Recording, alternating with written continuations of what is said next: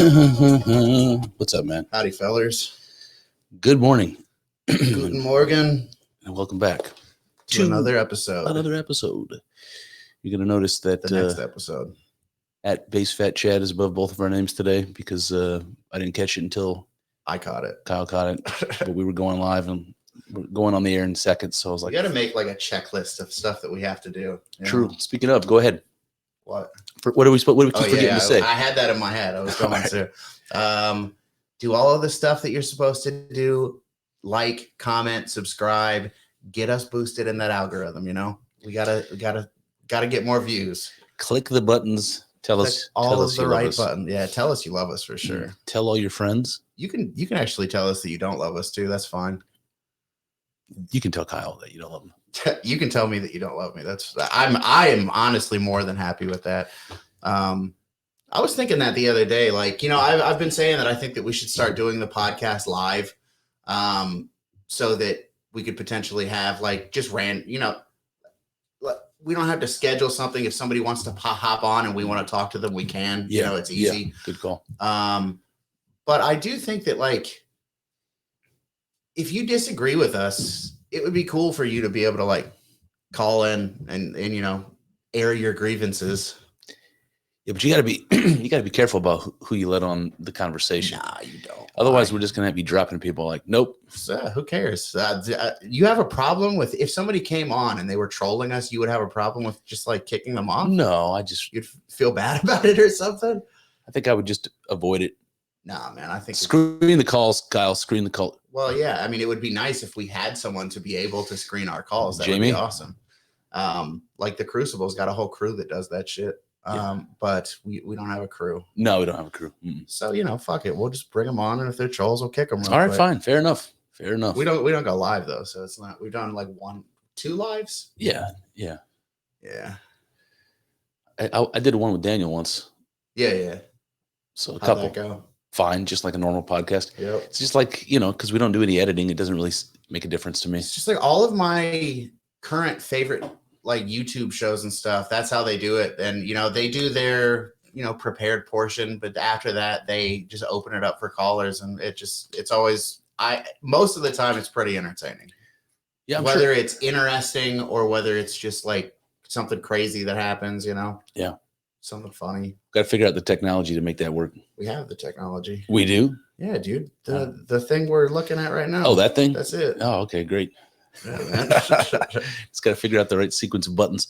Yeah. But the correct sequence of buttons for you right now, it's like, comment, subscribe, hit that little fucking bell so you get. I'm not supposed to be cussing in the first 5 minutes, but oh well. Hit that little freaking bell so that you can get notifications for when we post videos, when we go live, that sort of thing. Yep. It helps you too. So if you like us. Yeah. Hit it. What's going on, man? What's new? What did you want to talk about? It is a bit, yeah. I don't like that. That's like that makes me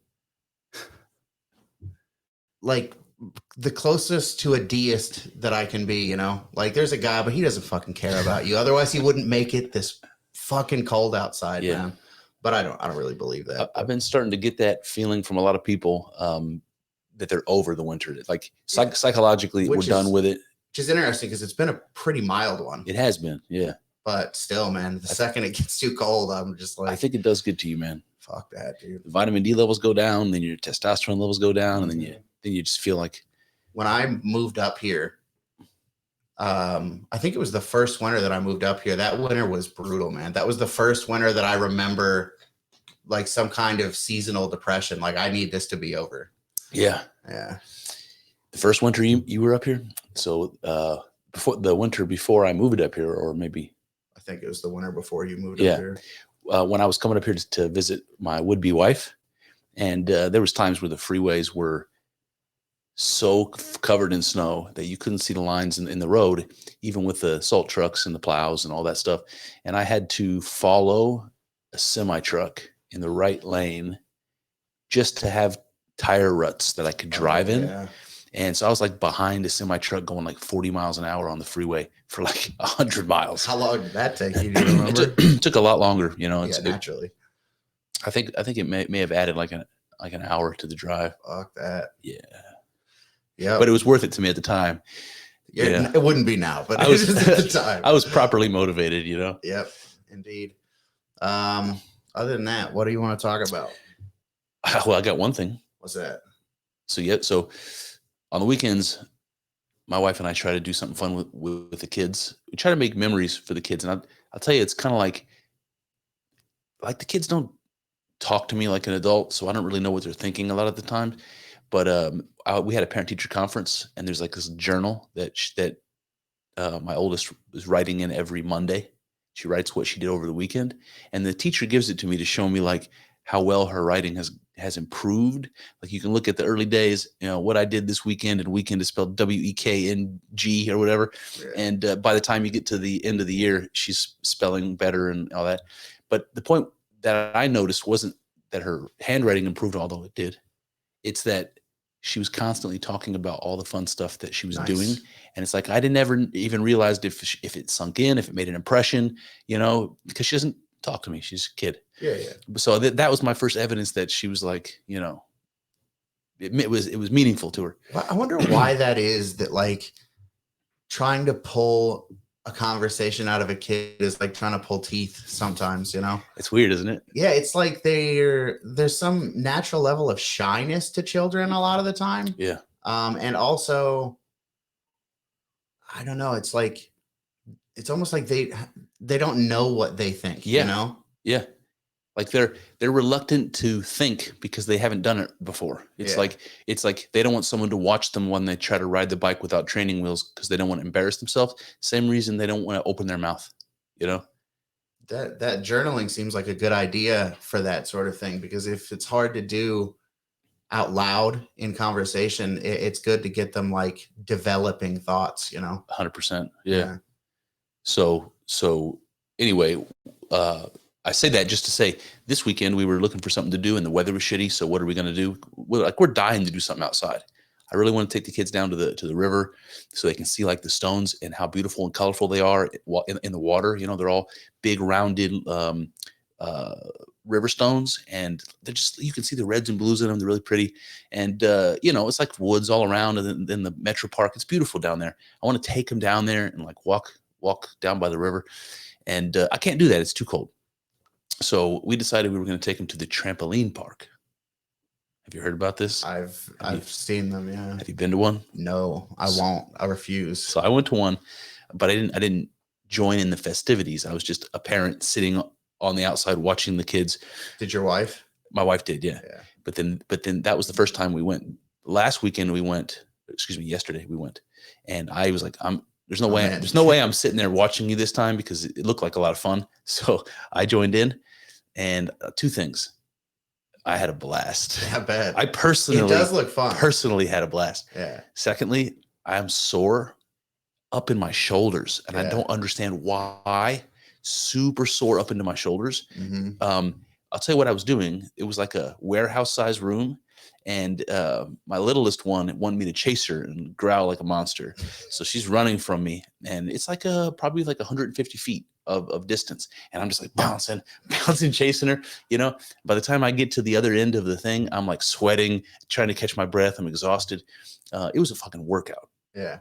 Once we got bored of that, there's another little area where you can bounce off into a foam pit.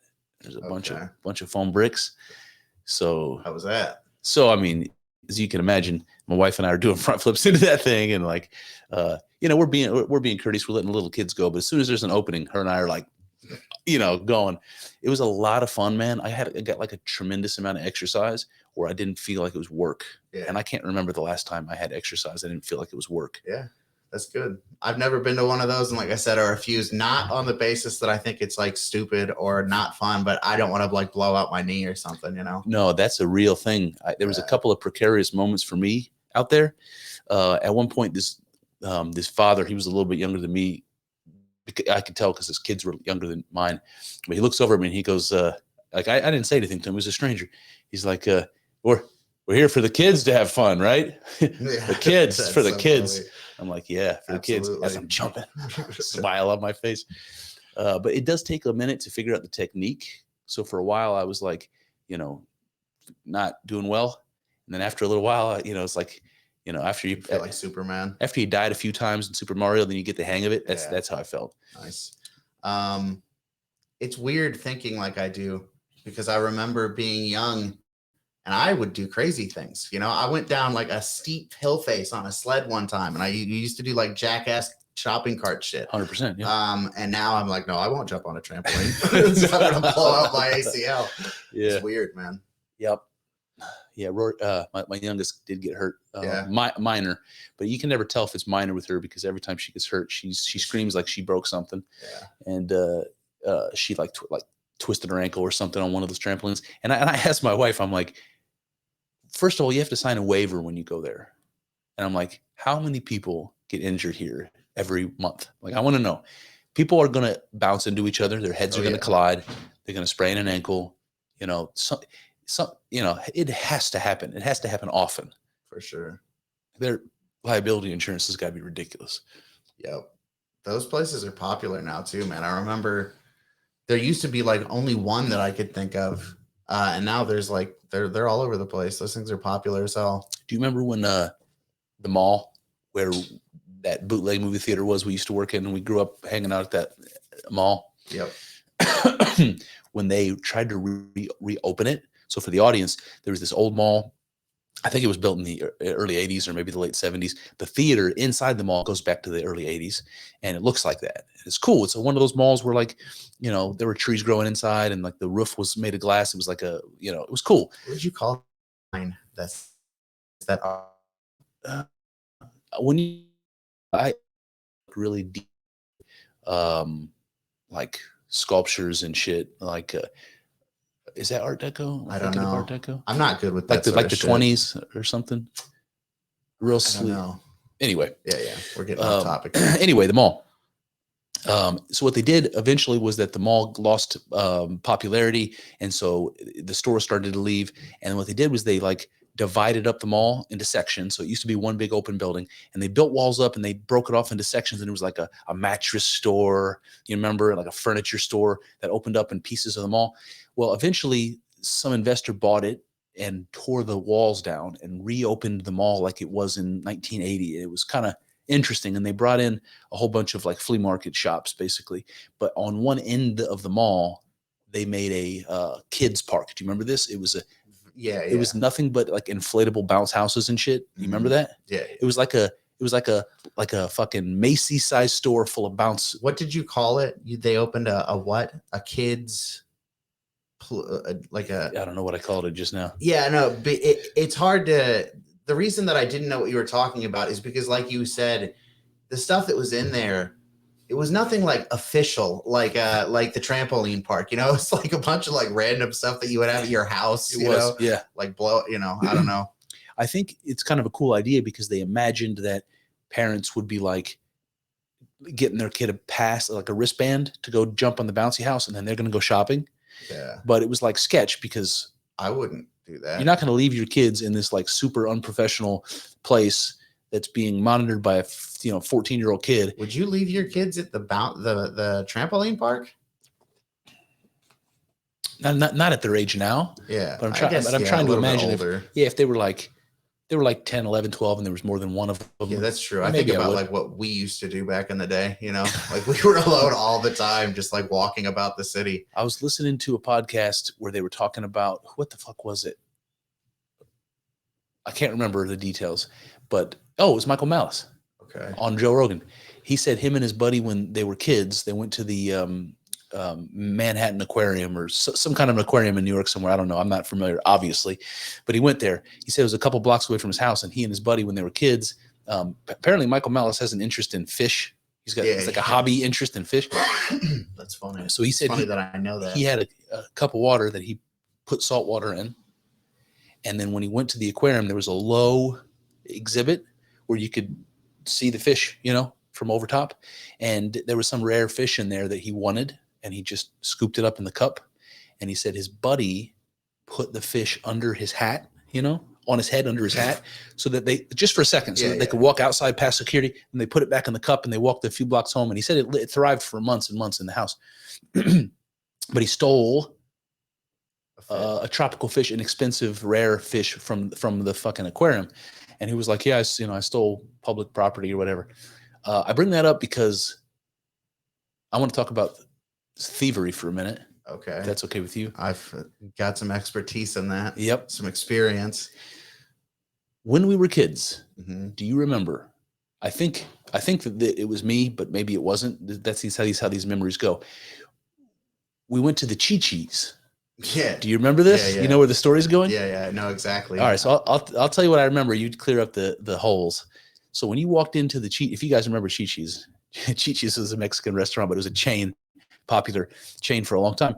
You walk into the front doors, and there was like an atrium. So there's another set of doors, and you're inside where you might be waiting if you were waiting for your table, but it was super cold outside. You have a little atrium to sit in, and on the right hand side of the atrium, there was like a display, and it had like a whole bunch of like big ceramic peppers and like Mexican. It was behind like a cage, like a wrought iron cage, an opening in what I would call like I don't know, like some kind of a plaster wall. Yes. And then like a wrought iron, like shaped like I don't know, you know what I'm saying? Yes. Yeah. And we decided that the openings in there were large enough where you could reach in and grab any pieces of the display you wanted, and you could just remove them and take them with you.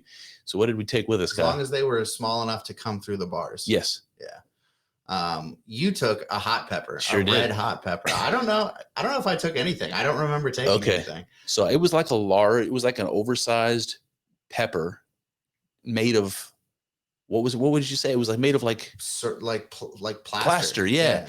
And we stole it. And then I don't know, even if we got back to the house before we destroyed it, we broke it, we destroyed it. It's like once you steal a giant pepper, you've got nothing what are you going to do with it? Destroy it. You got to see what's inside of it. You got to figure out, this is a giant pepper. How did they make this? Did they shellac a pepper and that's how it's not rotting?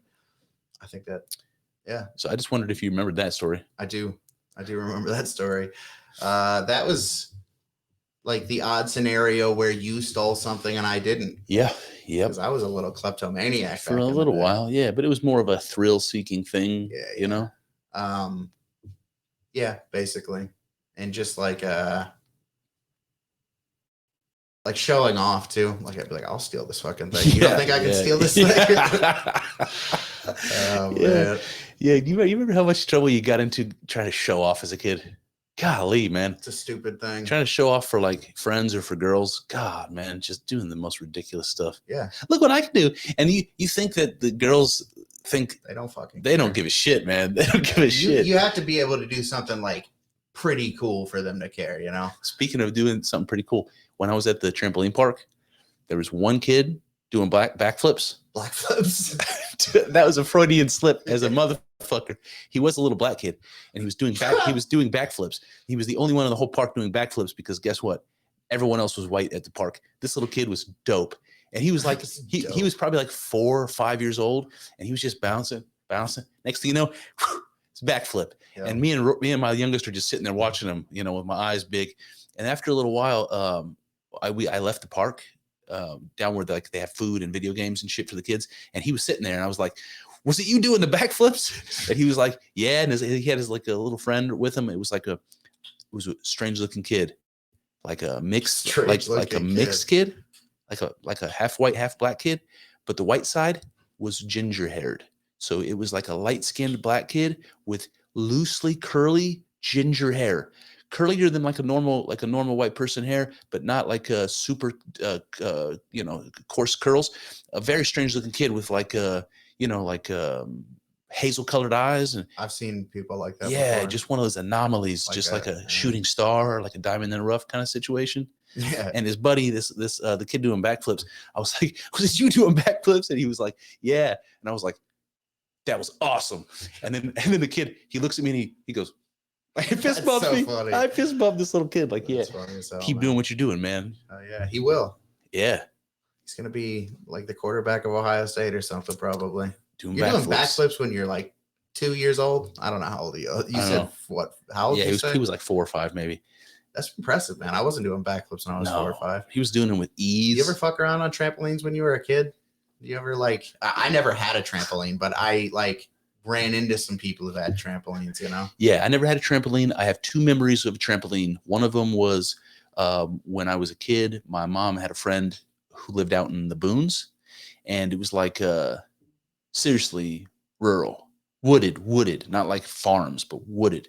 And we went from her house to the neighbor's house, which we walked to, and it was a stretch down, and he had a trampoline. And everyone was jumping on the trampoline, including my sister, and no supervision at all, no adult supervision whatsoever. And at one point, my sister falls on her face on the trampoline, which wouldn't be a problem. I was doing that at the trampoline park on purpose to bounce back up onto my feet.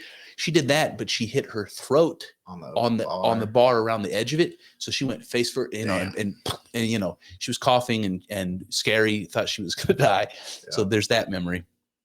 And I literally just told this story yesterday. I had a friend growing up. His name was Frank, but nobody called him Frank. We called him Butch. His name was Butch. All right. I'm pretty sure at some point he grew out of that name and was embarrassed to be called Butch, but I called him Butch for the rest of his life. If I saw him today, I'd be like, Butch. He was like the same age as you? A little older, but not much. He might have been like 1 year older. And he had a like Olympic-sized trampoline in the back, and his backyard was only big enough for an Olympic-sized trampoline. So if you went into his backyard, it was nothing but trampoline. And he had a balcony on the second story, like we had in that neighborhood. When you walked outside, out of the kitchen door in the back, you were on a deck, right? A story up. It was like that. Oh, so we would bounce on the trampoline, and we could like see up on that deck. Anyone ever jump off of the deck? Not that I remember, but I do remember us. I do remember us having this conversation. It was 3 boys on a trampoline in 1993 or something, and we were talking about Mortal Kombat because. Why wouldn't you be? Because it just perfect time and place. Perfect time and place. And we were talking about characters. We were creating them, imaginary creations of Mortal Kombat characters. And Butch had a terrific idea, and everyone agreed it was a terrific idea at the time. You ready for this? Ready. Santa Claus. I remember that. But he has claws. Yeah. And that's what makes him a villain. And we were like, brilliant, Butch, Santa Claus. That's the most brilliant thing ever. We're going to be millionaires. It sounds like something from, there was an arcade game that was like Mortal Kombat. It was called Primal Instinct. Do you remember that? I remember that, yeah. It was like cooler than Mortal Kombat. Was it? Oh, I thought it was. Primal Instinct? Yeah, I sort of remember that. Yeah, the characters were like cooler.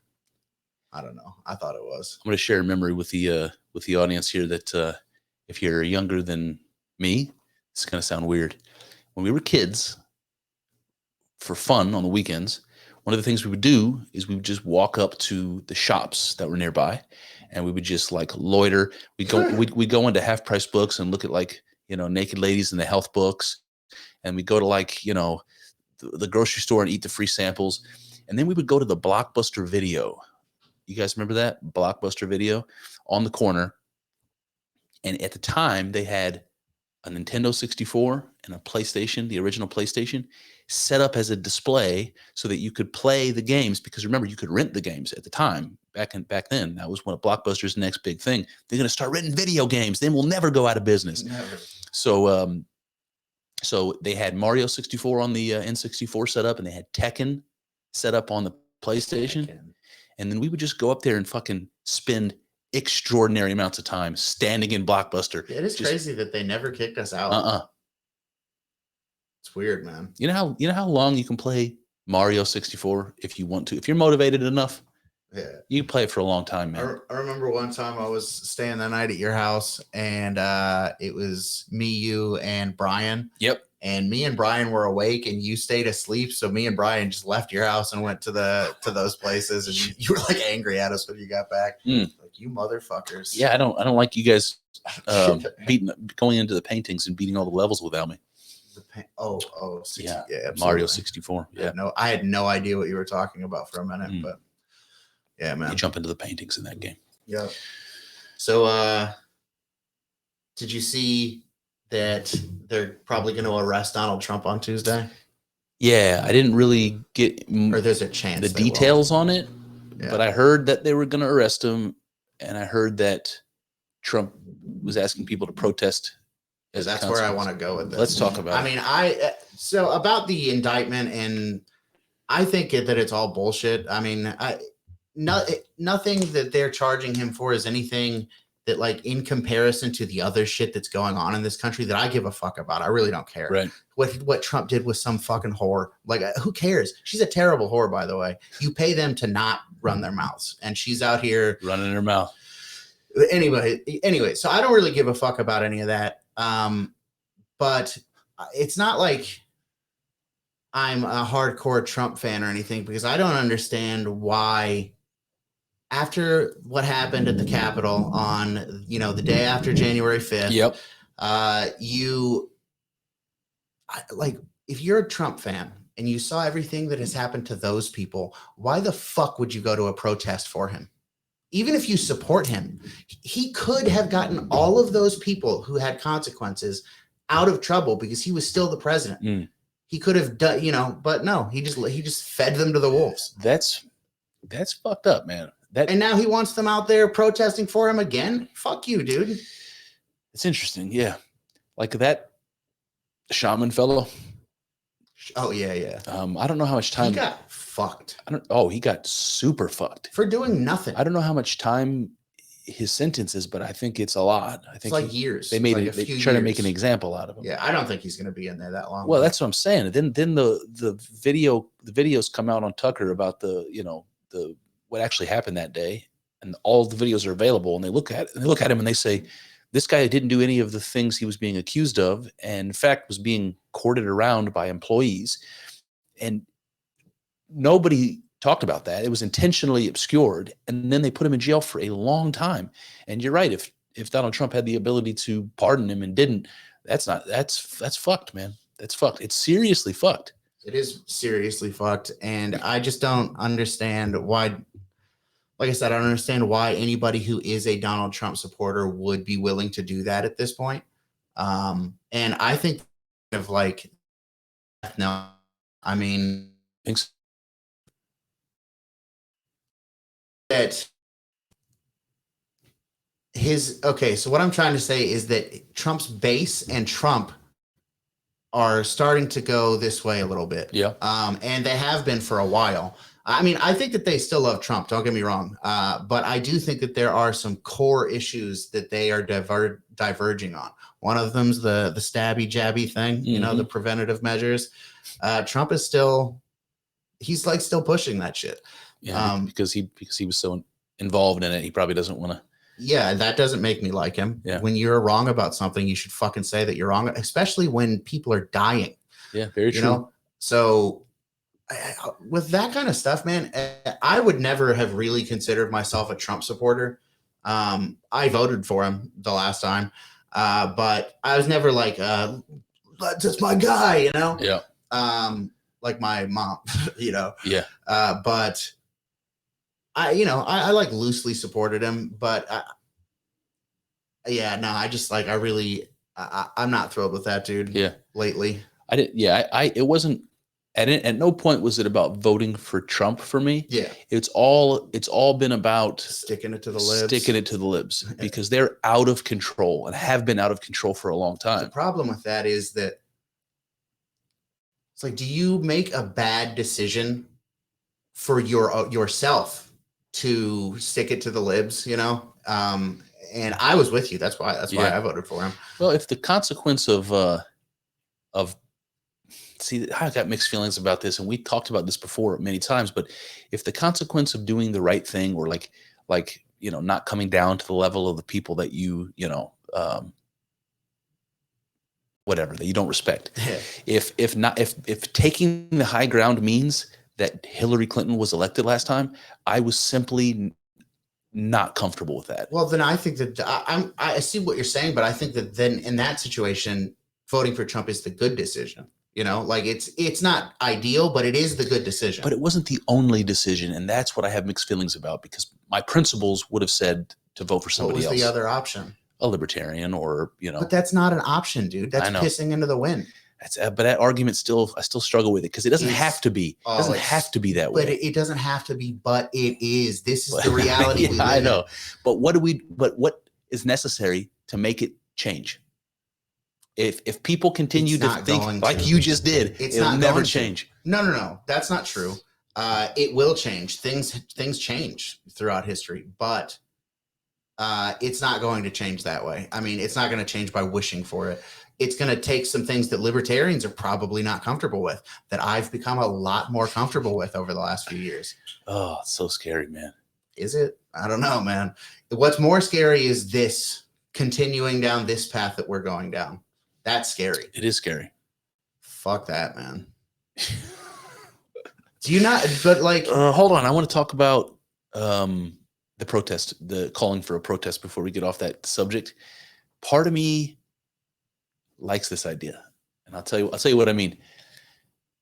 When Obama was trying to go to war with Syria, and Joe Rogan talks about this as an example a lot, and the people said, made enough of a fuss and said no fucking way, and Obama was like, well, I guess maybe I won't do that. Popular uprisings, they don't have to be violent. In fact, we don't want them to be violent. We want them to be an illustration of defiance, an illustration of the power of the people, as a check on power that they're supposed to be. Enough's enough. We're not doing this. That whenever that happens, maybe not whenever, but from time to time, I think it's good for the government to know. A lot of the time, nothing happens. People protest and nothing changes. I would say that actually probably most of the time that's how it goes. People get out there with their fucking stupid signs and their pussy hats and nothing changes. Although actually I picked the wrong example there because I should have picked some other protest cause because the feminist one's been pretty effective. They've been good.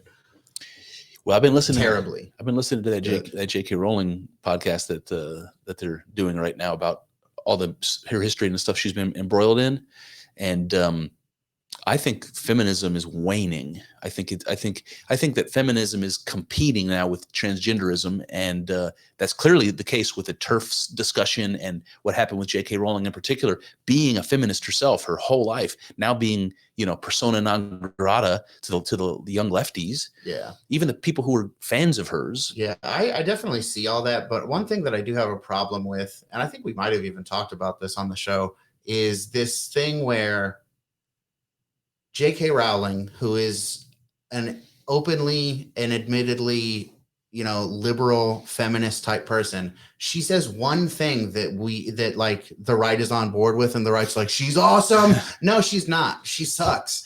I mean, I have love for J.K. Rowling for reasons, but as far as politically, and she's going to be an ally, no, I'm not. I don't see it that way. I think it's. Listen, I don't know that I would agree with J.K. Rowling on all of her politics, but I do love her art, and the fact that she stood up publicly to the woke mob of young kids that are her fans. It's admirable. That's admirable, man. It is. I have love for J.K. Rowling. I don't think she's like some evil, sinister, whatever. But yeah. I do stand by my statement, though. I don't think that she's like, I don't think that she would help me get any of the things I want done, to be perfectly frank with you. Oh, yeah. Maybe some like shitting on the trans people. She would be okay with that. But she makes some really solid arguments about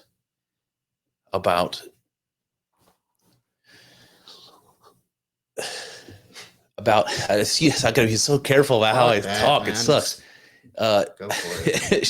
She talks about how men, through this transgender social movement, men are stealing from women their identity, their place in society, their sports teams.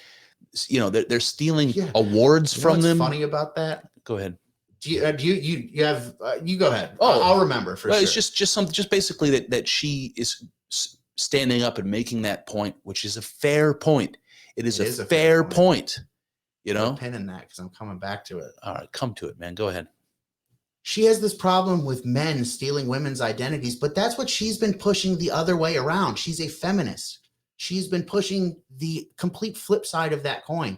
Women can do anything men can do. Women, blah, blah, blah, blah, blah. She's pushing the exact same ideology.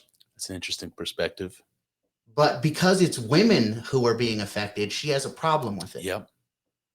Yeah. Fuck that. She's not an ally. She's not your friend. She's a good author. Yeah. That's the truth, man. Yeah.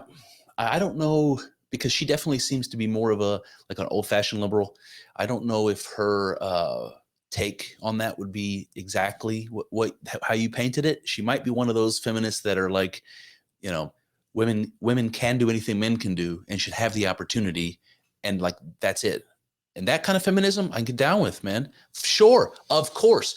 I don't even know why you would even have to call that feminism, but you know, it's just fairness, just general equality of opportunity. So can you lay out that position again? What you think her position might be? That society shouldn't prevent women from having the opportunities to do whatever men have the opportunities to do. Okay, so we provide them the opportunity to be combat soldiers. Yep. Yeah. Yep. No, I'm not. No. Well, I'm not saying that listen. Now I'm trying to argue from my position, and I'm really trying to do it from J.K. Rowling's position, which I don't know how she would think about this. But I don't love the idea of my daughters being frontline infantry. I don't think it should be allowed. I don't love that idea. However, if a woman can satisfy the same physical requirements as a man, if G.I. Jane can pick me up over her shoulders and carry me out, she can be in the military. Nah. Yeah. No, I think because yes, there might be a few who can do it. So why should they be disallowed? If you open the door up for them, the other ones will start. You can't do it, man, because you open it up and the whole fucking look at the military, dude. Yeah. We got people in dog masks who are like generals and shit. Yeah. And do you not see what I'm saying? Oh, I know. I see what you're saying. You let in some of it and it erodes the entire thing. So I agree with you. But the thing is, if you kept to your standards, that wouldn't happen. I guess. But what happens is the standards immediately get undermined for fairness and compassion. Yeah. And that's a problem. It's a problem when the higher education institutions don't provide education anymore, for similar reasons. It's a real shame, man. The standards continue to get lowered everywhere you look. Yeah. And that's not a good sign. And that's like my argument. It's like, we have standards. No, you can't be a combat soldier. No, you can't be a firefighter. No, you can't be a cop. Maybe you can work for the police. You can do, it's not like everybody who runs into the burning buildings needs to be everyone who runs into the burning buildings does need to be. Then you need to have some grit. You need to have some strength. You need to have some mental fortitude, Yeah. And I'm not saying that no women have those, but those things are a lot more common in men, to be perfectly frank. And I was just talking about this the other day. It's like in a relationship, I do think there's some level to where,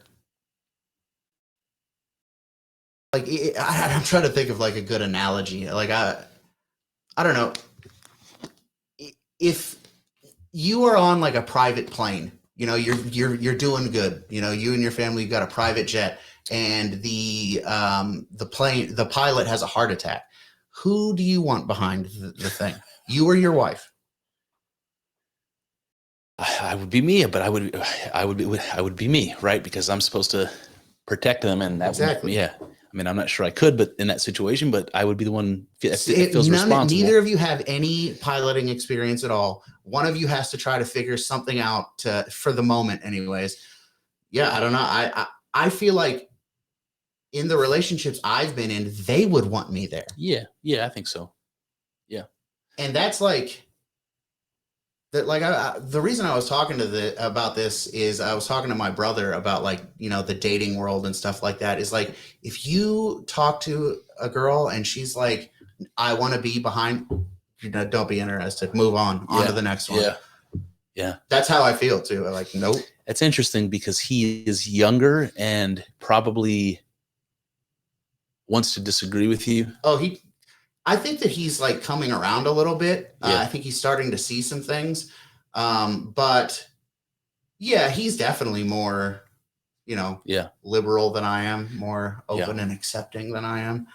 It's funny. I've heard people say, mostly like religious people, but I've heard people say that if you're trying to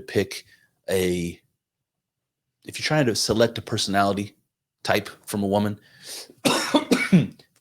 that you should look for the types of personality traits that you think are going to go translate well into motherhood.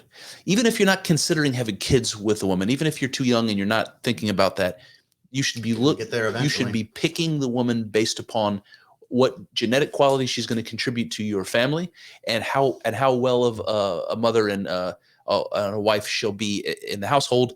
A partner. You right. You always want to look at that through the lens of her complimenting you and you complimenting her. What and else that would kind you of be thing. basing it on? I mean, all of the other shit that we always base it on, looks and mostly just whatever sexual appeal. I don't know. Maybe I'm different, but obviously you're basing who you're attracted to on looks and stuff like that. But I don't know if I'm going to be in a relationship with someone. I don't want to be in a relationship with a hot person who's fucking awful. I mean, obviously I don't want to be in a relationship with somebody I'm not attracted to either. Yeah. But we have the benefit of hindsight here at our age. But when you rewind to your brother's age, like I just know that there's instances where like a crazy woman who is not somebody that you would want to hitch your, what is the expression? Hitch your wagon to necessarily. Maybe she's just, the sex is too good and everything else goes out the window. It's like, I'm going to put up with whatever I have to put up with because of the sex, because, yeah, it overshadows rationality. I feel like young men need better older male role models. That's what I'm trying to say. I agree, but I would ask one question. Would they listen? Stuff sinks in. Even if you don't even if they're not 100% like, yeah, you're right, I'm going to apply that to my life now. Stuff sinks in. Yeah. Yeah. It'd be better to have them than not have them. Good, for sure. Good, male role models. Prefer a good dad. That's one gets that. About the nuclear family and and worse, what we're dealing with now, this pandemic of fatherlessness, and the family just keeps getting fractured and fractured further. But people don't realize that the nuclear family is already a fractured model. We used to live in tribes, we used to live in large family groups, and if you lived in a large family group, you would have grandfathers, uncles, other people's fathers, cousins. You'd have lots of other male figures of different ages. Yep. All of them around all the time. Examples, people to learn from. Examples of good things to do and examples of things not to do. 100%. You get all of it, and stuff sinks in. Like I said, it like through osmosis, it goes into people. Yeah. Something about learning from people's mistakes is powerful, man. Yep. It's the best way to learn. That reason specifically is powerful enough for me in my life that I will never take an opiate in my life. I will never, even if I get hurt, I'm not doing it because I've seen too many people destroyed by that. So, being able to have that bad example, it will help me to avoid that problem. I think it's important, man. I don't know how you build that. How do you build a network of father role models and mother role models? Just by having a community again. That's the thing, that my parents live 3 hours away. My brother lives 3 hours away. My sister lives 5 hours away. It's like, yep, it's not good. Doesn't seem good. Nope. Very fractured. I'm trying to get my parents to consider coming up here. Yeah. I'm trying to figure out how to make that affordable and like easy, because they're getting older and it changes hard. And, I'm trying to figure out how to make that happen. The biggest obstacle is, I think, is my mom. What's the obstacle? I could be just reading into this, but my mom has got a certain level of pride and like independence that is important to her. And she feels like she lost so much of it when she had to move out of her house, like the house that she lived in, raised her kids in. And, when she had to leave her castle, now she feels like adrift. And I think that if she had to like move into an apartment, as an example, that she might feel like belittled. Yeah. Like I lost my castle, I lost everything. Now you're going to ask me to live in an apartment, you know? And like some people listening here may not understand why that has the flavor that it has. Like, first of all, if you go back to my mom's era, apartment people and house people are different people. They're a different quality of people, first of all. So there's that. There's this perception of going back, you know, of stepping back into this lowers. Go ahead. No, I was just going to say, I think it's funny that you're explaining this, and I'm like, I don't need you to explain this to me at all because I completely understand what you're saying. But I know there are people who might not. Well, it's like even here, where we live, apartments are nice, and people who live in them pay top dollar to live in them. But where we came from, and in lots of different places, if you live in an apartment, it's because you can't afford a house, and the apartments are shitty places, you know, and you know. It's like apartment buildings are like the hood. And even if it's one apartment building in a nice place, that building is the hood of that place. For me, it goes as far as this. It's like, if you live downtown, all you have basically, I mean, unless you're like really wealthy, all you have is apartments for housing opportunities, you know? And it's, I would never want to live downtown, you know, and it not because of the apartments, it's because of more than that. But yeah, I mean, it's interesting downtown because downtown you have basically no in between. You have rich people living in condos and high rises, and you have a bunch of poor people living in, you know, tiny apartments. Yeah. Apartments that are this big. There's nothing in between. Yeah. And every city's different. So like some people, like, that's what I mean when I say apartments. Some people don't get, because where they're from, like even here where we live, that doesn't really mean anything. It's like apartments here means old people. It doesn't mean a rough part of the neighborhood. Yeah. Or apartments, like, you know, we live in they're pretty nice suburbs, you know, a little bit outside of Cleveland.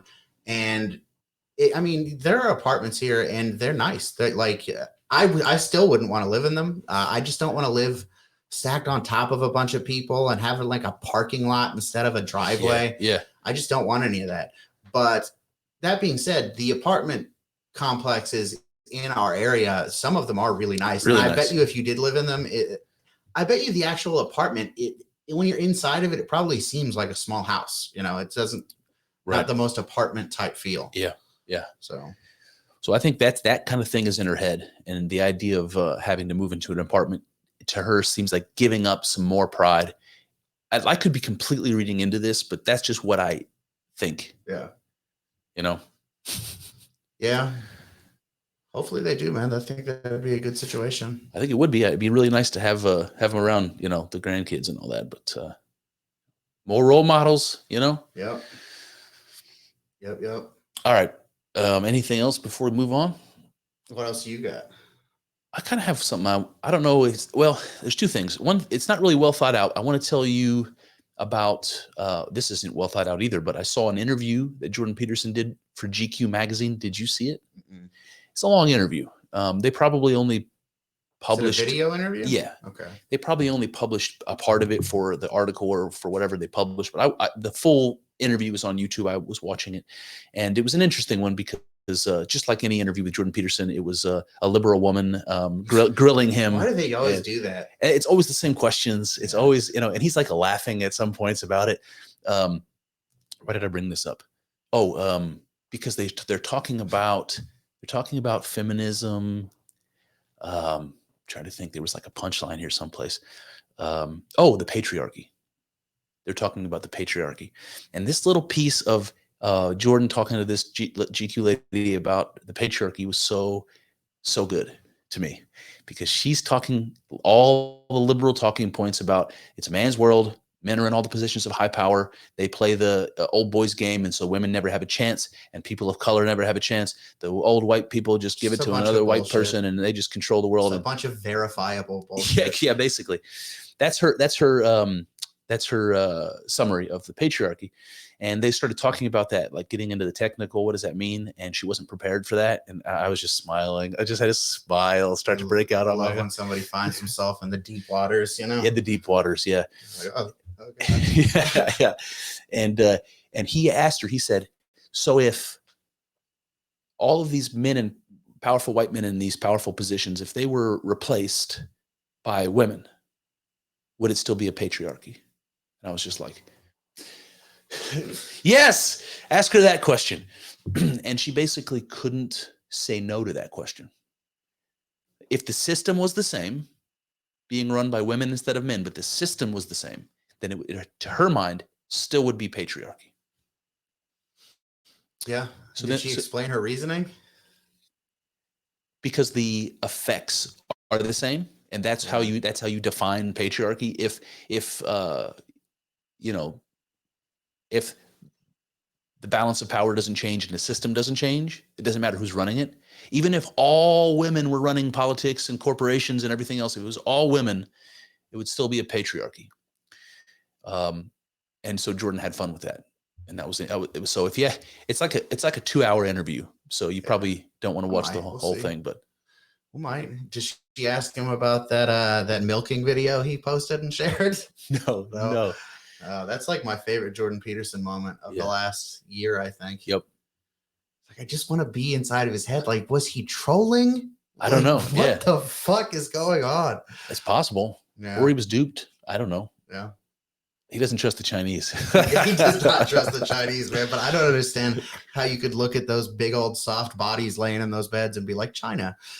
You know, like every Chinese person I know is pretty svelte. You know, I feel like there's like, starting to become a lot of fat people in China too. Yeah. It's just spreading. It started in America and now it's just spreading in Mexico. And it's going everywhere else. Yeah. The fatness, it's literally spreading.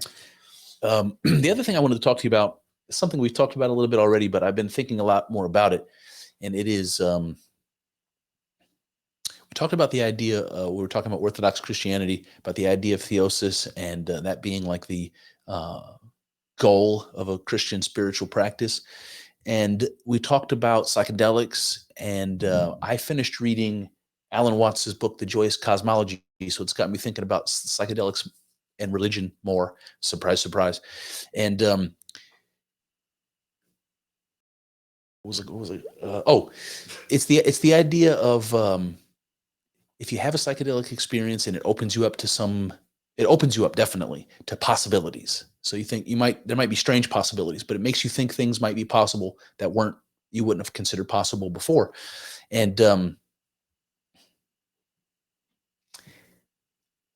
there's some connection between my wanting to experience the world as if it is identical to the world of a psychedelic experience, to live in that magic every day. Mm-hmm. And the conversation that you have about acting out the energies of God, like they say in Orthodoxy. I just think that there's a parallel in the quest that's bringing you into religion and where I am hung up in my own journey.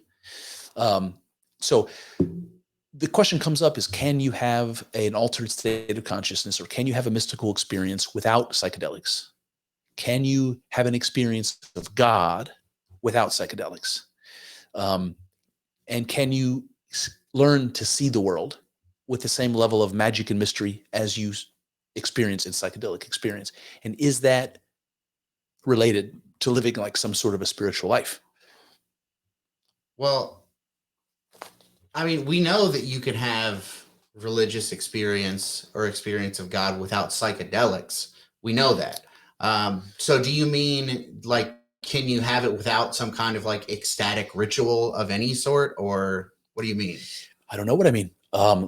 So if I have a mystical psychedelic experience, there is a hangover. There's a little bit of artifacts that you take with you. Not much. It's like mostly it goes away like a dream, but the next day, the week that follows, the month that follows, you have some little differences in your perception. I can tell you that when I had a mystical experience for a little while, I felt strangely different about people and strangers. It wasn't like I could ignore them, like they just fade into the background. I had to acknowledge them as myself. It's very strange. So there's little things that hang over into the following weeks or months, not much, but something that makes me see the world differently. And people who are religious seem to have a similar story, that they you know, like I just imagine like Mother Teresa going around, and everybody she sees, all of the poor that she's helping, all the sick, she sees them all like Jesus. You know, to her, they're all Jesus. You know, it's like she sees the world differently, and it seems related to what I was just talking about with like a sort of artifacts of the psychedelic experience that hang over, but they're not permanent. So how do you make them permanent? Is it possible to make them permanent? What does that mean? I don't know. It's a mystery, but I just wonder what's if there's something to this. Well, I think that you can do that. But it takes work. It's like not easy, you know. Like you said, acting out the energies of God. Well, that's, you know, like you said, it's acting out. You actually have to do it. You can't just say that you're doing it or think about doing it. You have to do it. And that's hard, you know? Yeah.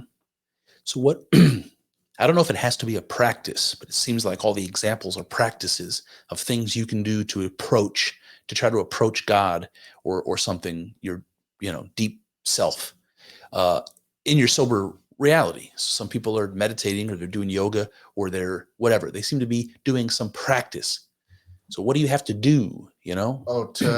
I mean, I would say that things like meditation and yoga is, while there might be benefits, if we're talking about what we're talking about, I think that it's retarded. It's not going to help you, to be perfectly frank with you. I think that acting out the energies of God, what is love? How do you act love out? I mean, I know that you know the answer to that. It's a hard question to answer. It is a hard question, yeah. But even if you can't put words to it, you know, like you acting love out is not caring about people. You know what I mean? Right. The act of compassion that isn't. Yeah. I'll tell you that since I've been more serious about Christianity, I've been giving money to homeless people who ask me for it, because in the moment when they do, I feel like I have to, you know, like I don't have to give them my entire paycheck or anything, but if this for some have some change, Yep. Anything, yes, you can. So yeah, and that's strangely, I feel like I've been getting asked for it more. I've been like on corners, and just the other day I went to the grocery store and there was a guy who's like, "Hey, do you happen to have a couple of bucks that I could get from you?" And I was like, "I don't have any. All I have is a 50.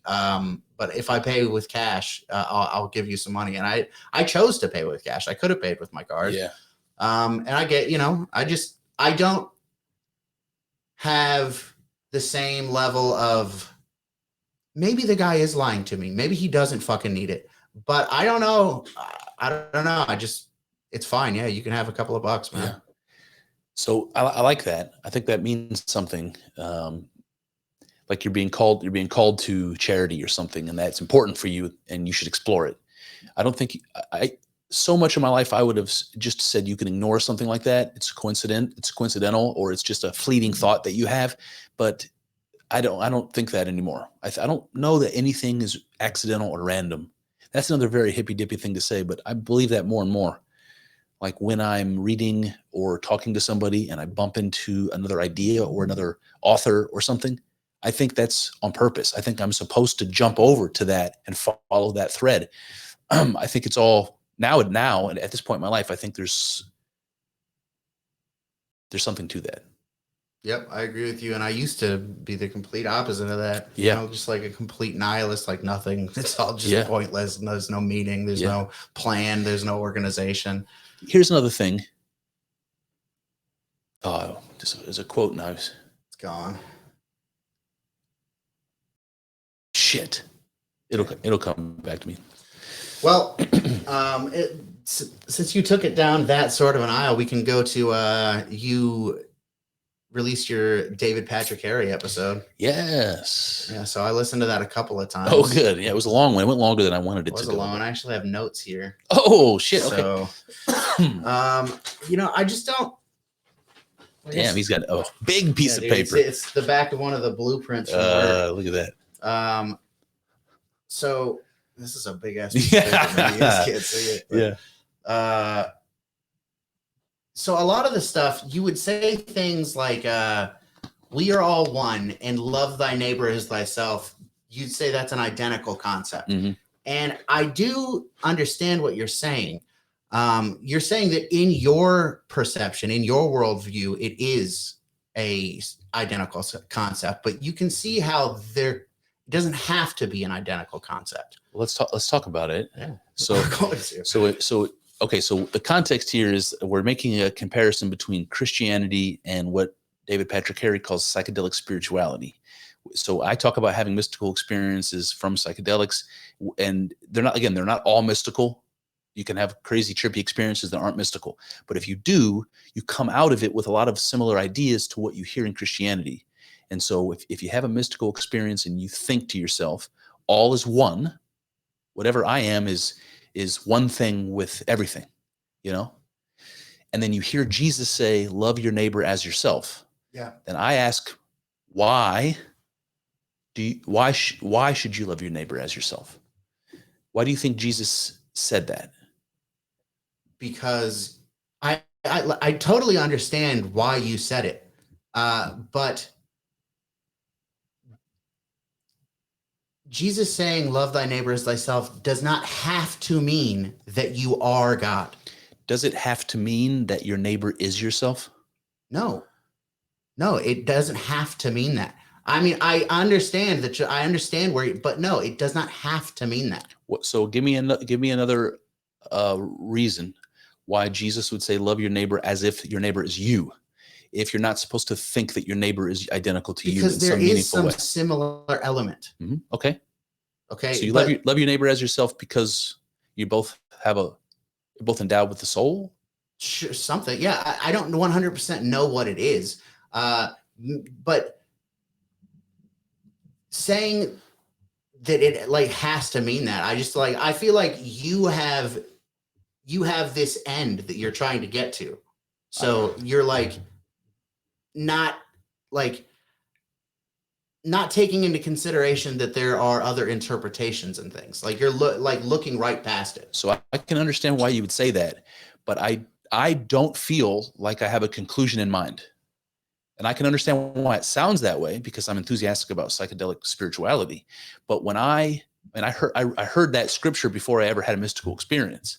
When I had the mystical experience, it gave me the context to understand it. I didn't know what love thy neighbor as thyself meant. I understand that psychedelic experience gave you the context to understand it, but it doesn't necessarily have to fit inside of your psychedelic context. You know, like I understand that you can plug them in together and it makes sense, but it doesn't mean that that's what that means. That just means that that's what you're saying it means.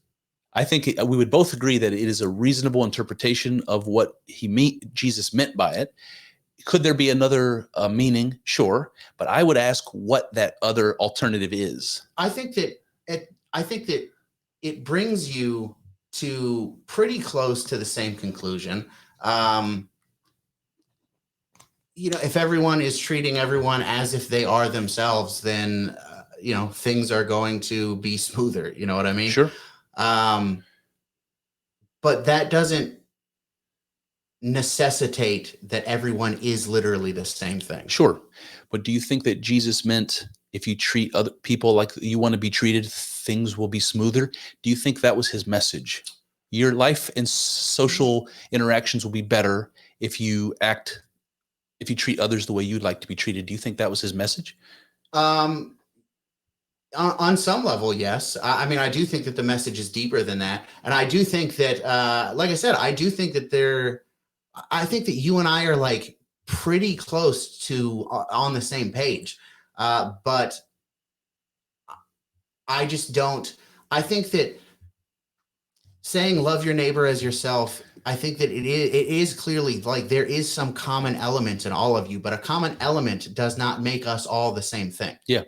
I can see what you're sticking on, and I understand it. I understand it. I don't really feel like I'm sticking on anything. I mean, I just don't like, I don't see either one of those interpretations as like obviously the right thing, to be honest with you. Okay. So fine, maybe. And I'm completely open to being wrong.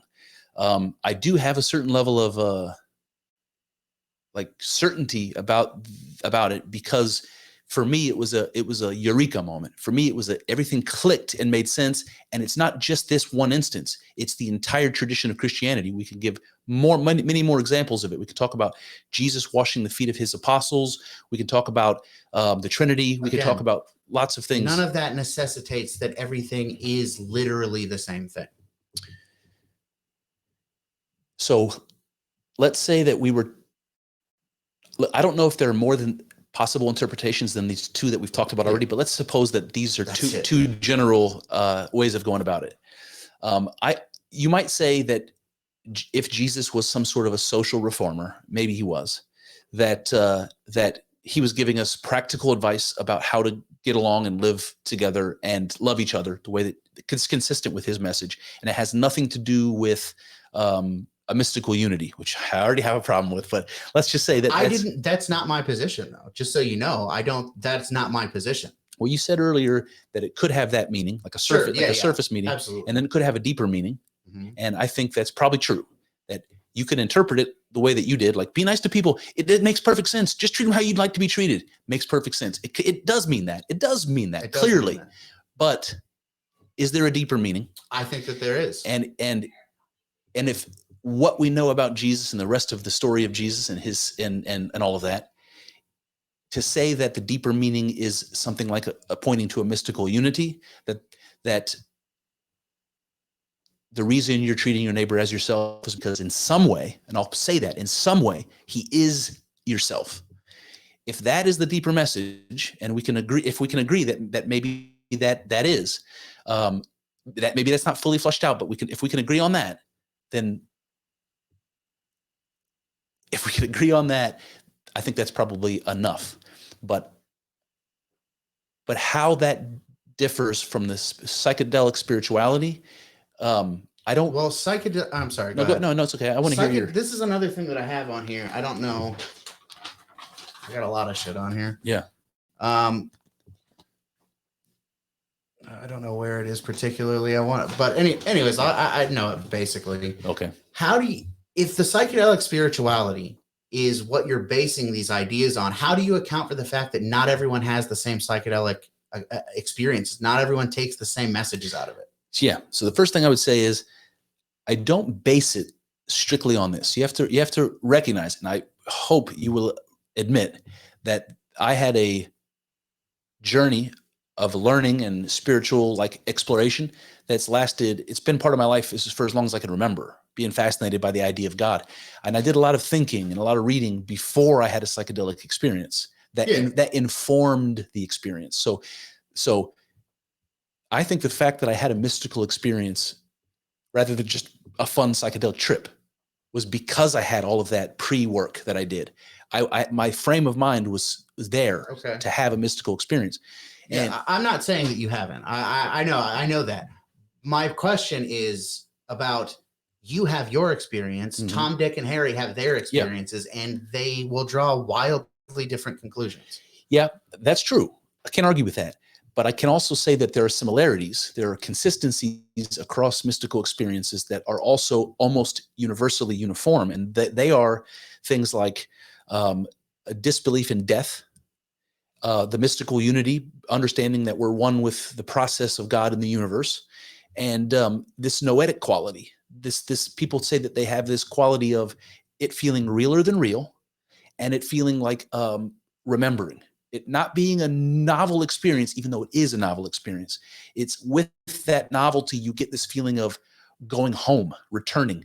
And even the crazy alien experiences seem familiar. Mm-hmm. And these are common threads that go through psychedelic experience, even though the visionary parts can be very different. The emotional attachments can be very different. I don't think that that psychedelics are the only way to spirituality or God. I think that they are, and Alan Watts in that book, De Joyce Cosmology, said that essentially, I'm paraphrasing, there is no difference between psychedelic mysticism and genuine spiritual mysticism, that the experience is identical. And if you can get there through a shortcut, through psychedelics, I don't know what the problem is, I'm not saying that it's the only path, and I'm not saying that it's cut and dry and doesn't require interpretation, because it does, and so does religion. It requires interpretation. It requires, contemplation and, all that stuff. But I think that it is worth noting that the ideas from psychedelic mystical experiences appear in religion, and they appear more in Christianity than I ever imagined it would.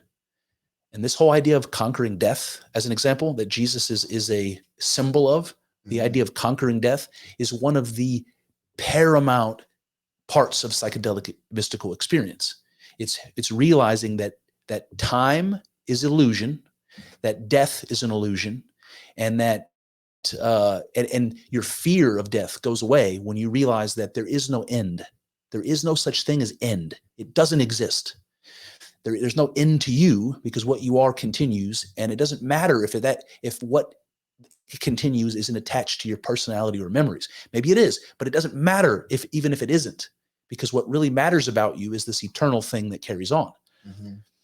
And that's consistent with Christianity.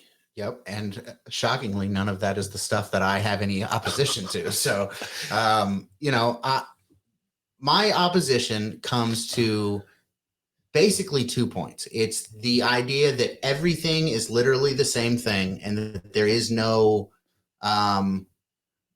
distinction between anything. Yeah. I think that a lot of the distinctions that we perceive are not what we understand them to be. I think that that's truth. Yeah. But I also don't think that there is no individuation, because the other thing I have a problem with is saying that we are literally God. I just don't. I don't think that that's true. And you've even said so much. Yeah.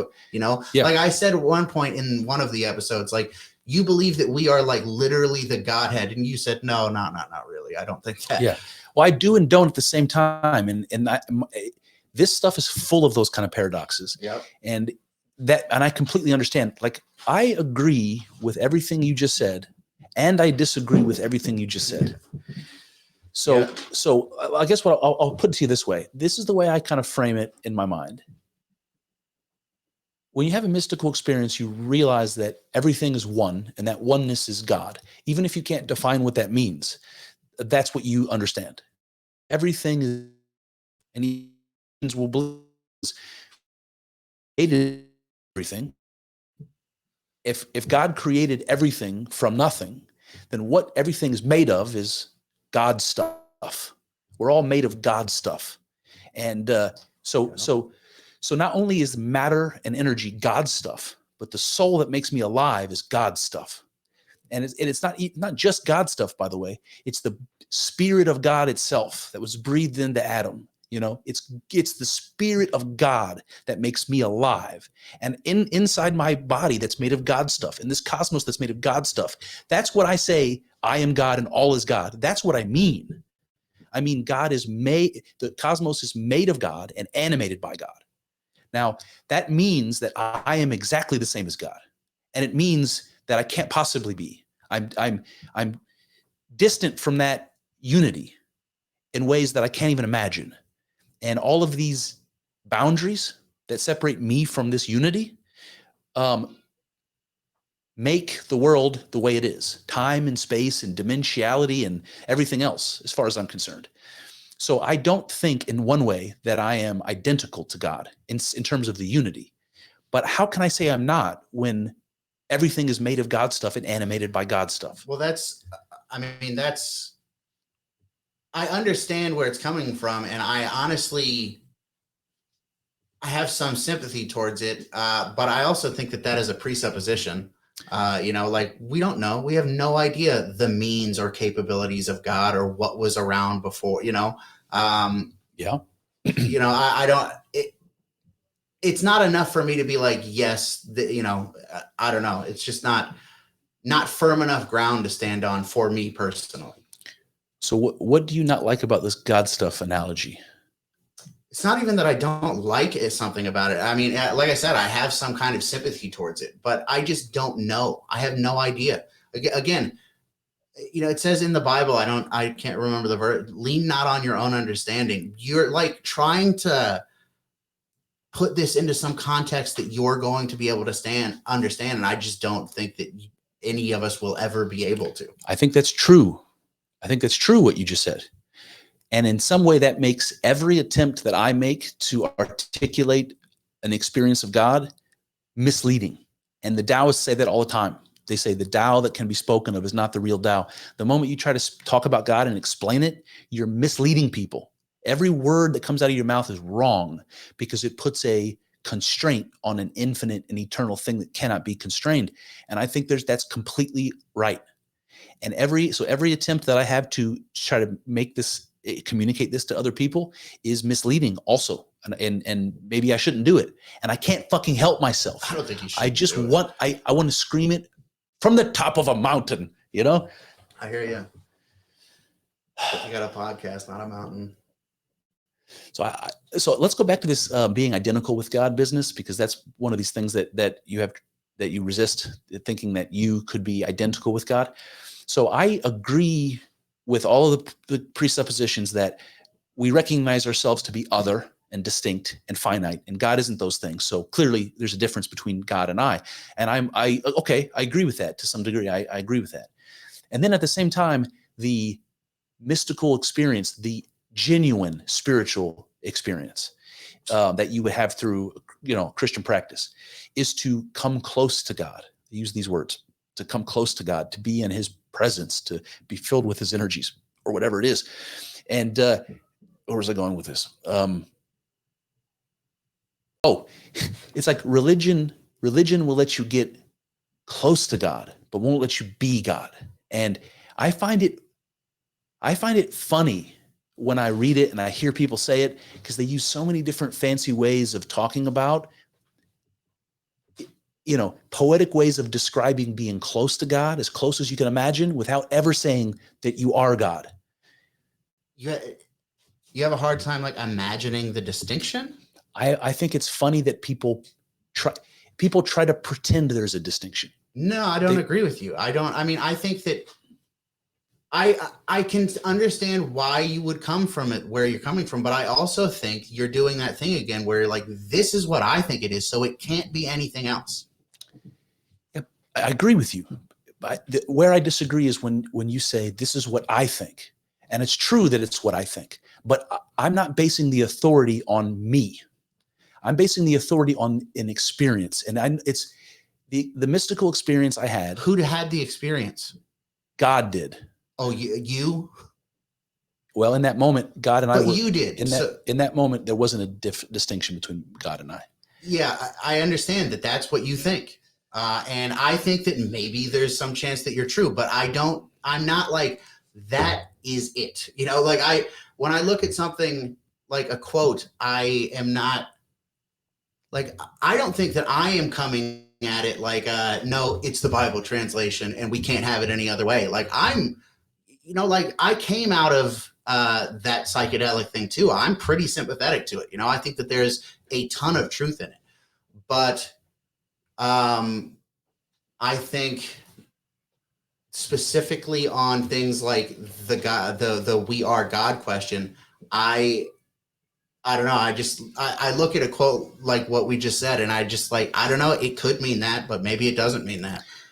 Yeah, no, I understand. Do you remember when I brought up that Mother Teresa example earlier, and I said Mother Teresa learned how to see everybody is Christ. Everybody was Christ, including herself. Including herself. It's possible to get to a level of spiritual development where you literally are like that. You become a saint, and you're so different from your rank and file human being that you see every person around you as divine, and you're serving them, everybody is God or an angel, and your job is to serve them. And you can see the world that way and live that way happily. And that's just a very amazing, amazing idea to me. So you can see somebody who's worked towards a spiritual development and achieved something great like that. And you can parallel that to somebody like a Buddhist who reaches nirvana, who reaches this connection with, the origin of things, and comes back to earth and decide, or comes back to their body and decides they're gonna preach this message to others so other people can join it.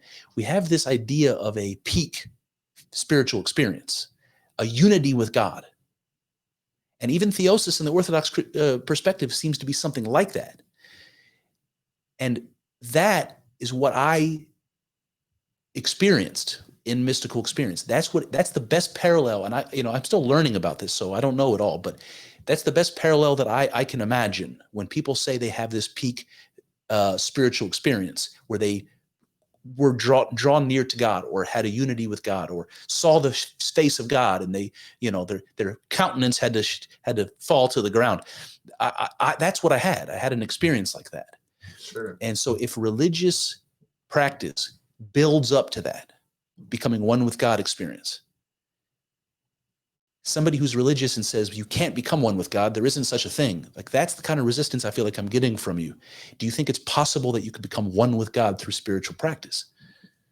I get it, it's like the Jordan Peterson thing. It's like, I guess it just depends on what you mean by becoming one with God. Because yeah, sure. But it just depends on what you mean. I don't think that I think that there is some kind of distinction. I think that there will always be some kind of distinction. Now, like you were saying, all these Christian people who write about, you're as one with him as you ever could be, but you're not him. Mm-hmm. I think that's how I see it. And it's more a feeling than anything else, to be honest with you. Yeah. But that's how I feel. Yeah. I think it's important to have individuality. It's important to be an individual. It's important to be other to the world. Otherwise, there is no experience. There's no existence.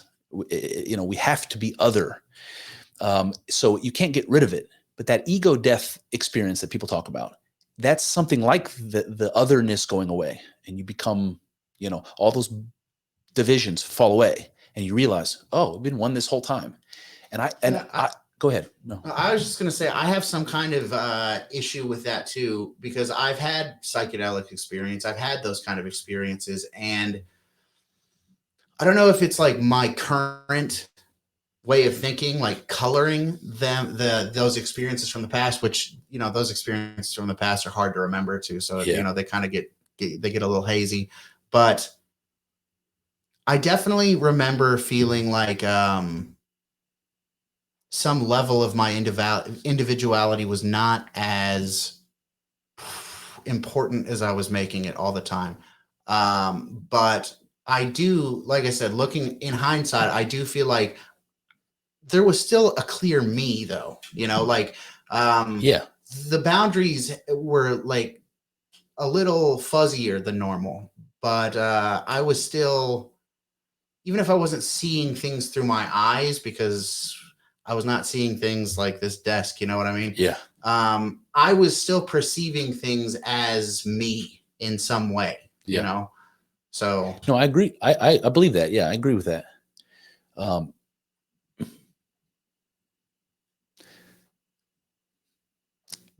I don't really disagree with you.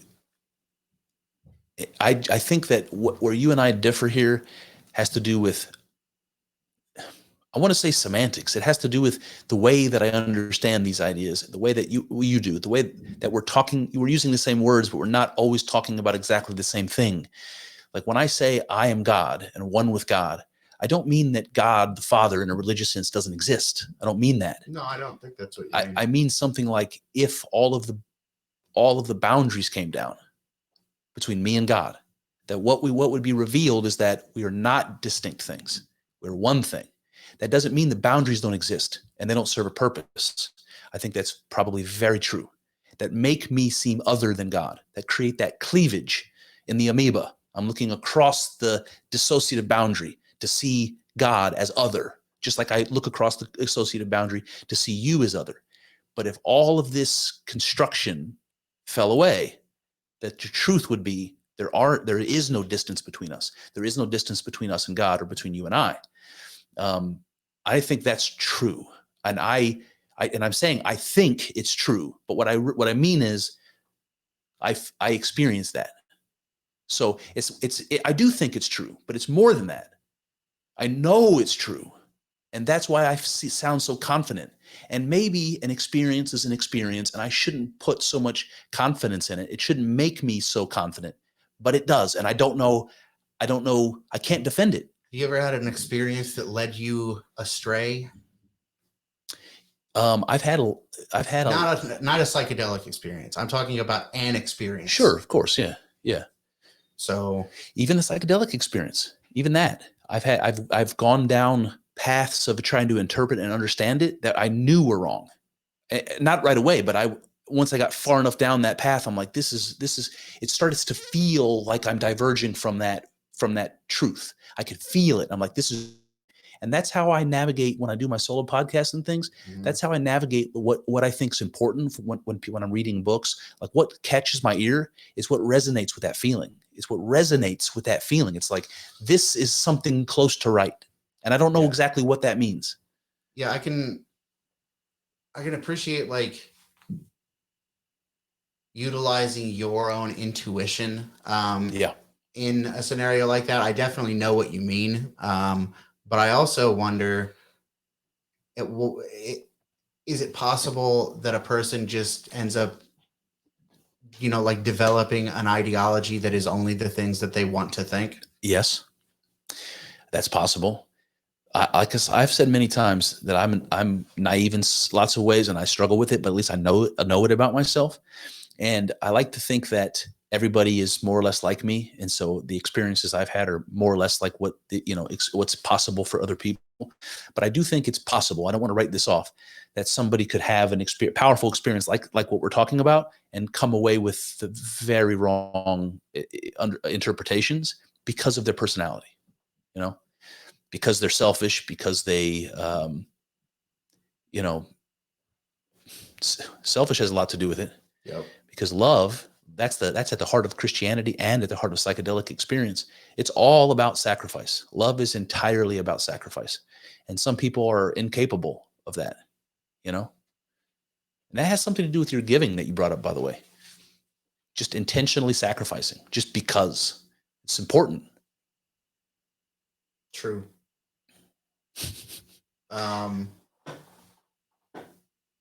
What else did you write down in those notes that I had something that I wanted to say. I can't remember what it was though.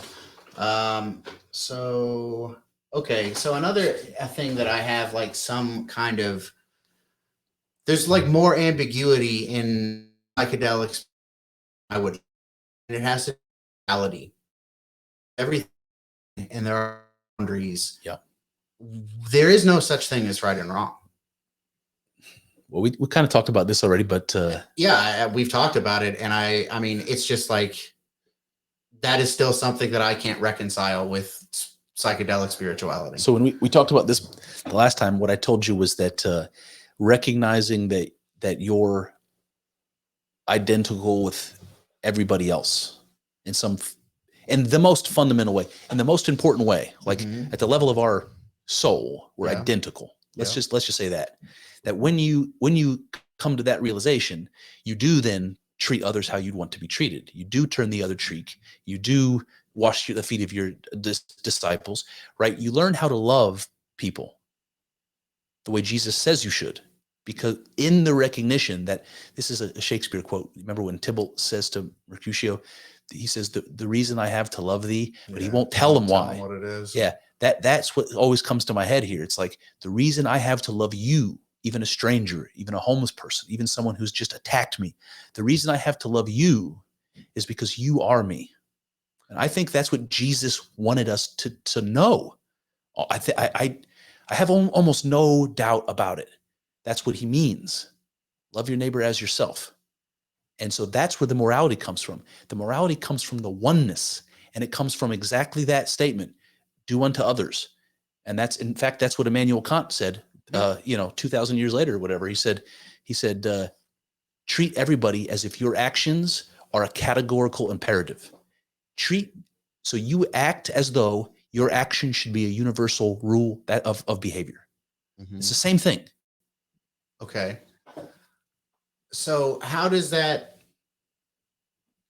transfer into real life when it comes to, you know, like issues of sin in general? Like yeah, and the more complicated, you know,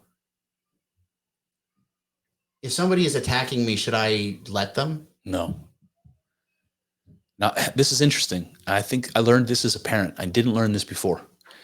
The way that I love my kids, most of the time is great.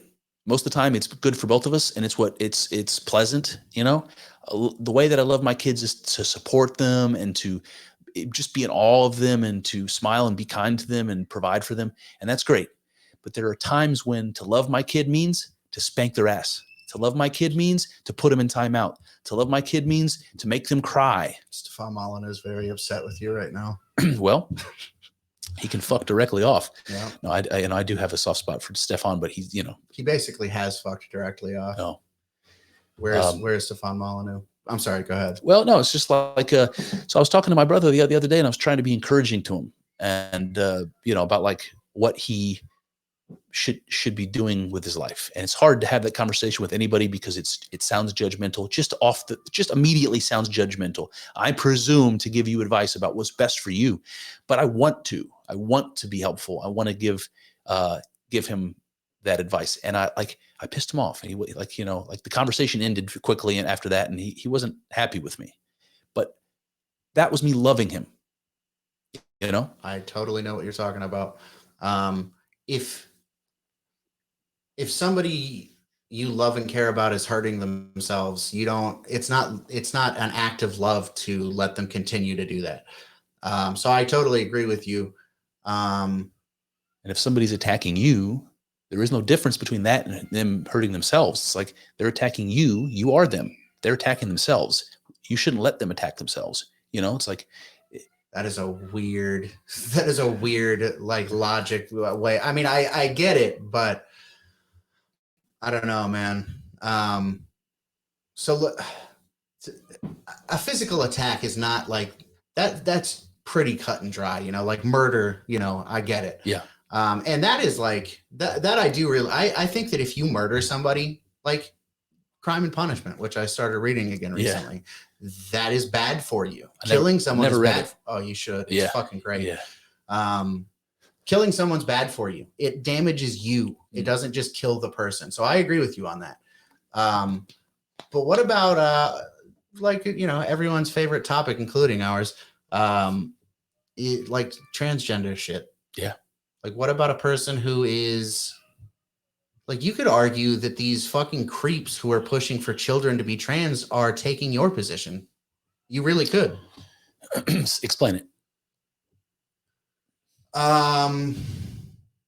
We're all one. Let them do what they want. Ooh, those are two different things. We're all one. No, not really. Well, I'm going to say that it is. Okay. We're all one to let somebody, because it's like, this is like the cancer example that I think of. It's like if all of the cells in the body are healthy and doing what they're supposed to be doing, but you got one asshole cell that's refusing to go along, get along, the whole creature is going to die because of that. Am I supposed to allow that? I don't understand why in psychedelic spirituality you have the right to tell them no.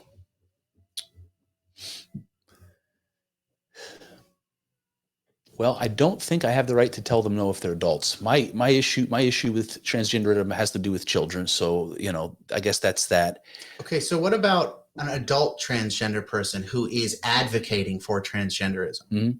So I would say that what right do you have to say, like in my situation where I want communities that can police themselves, what right do I have as a person to say, no, you can't be spouting those kind of ideas. You can't be like poisoning my fucking children. Yep.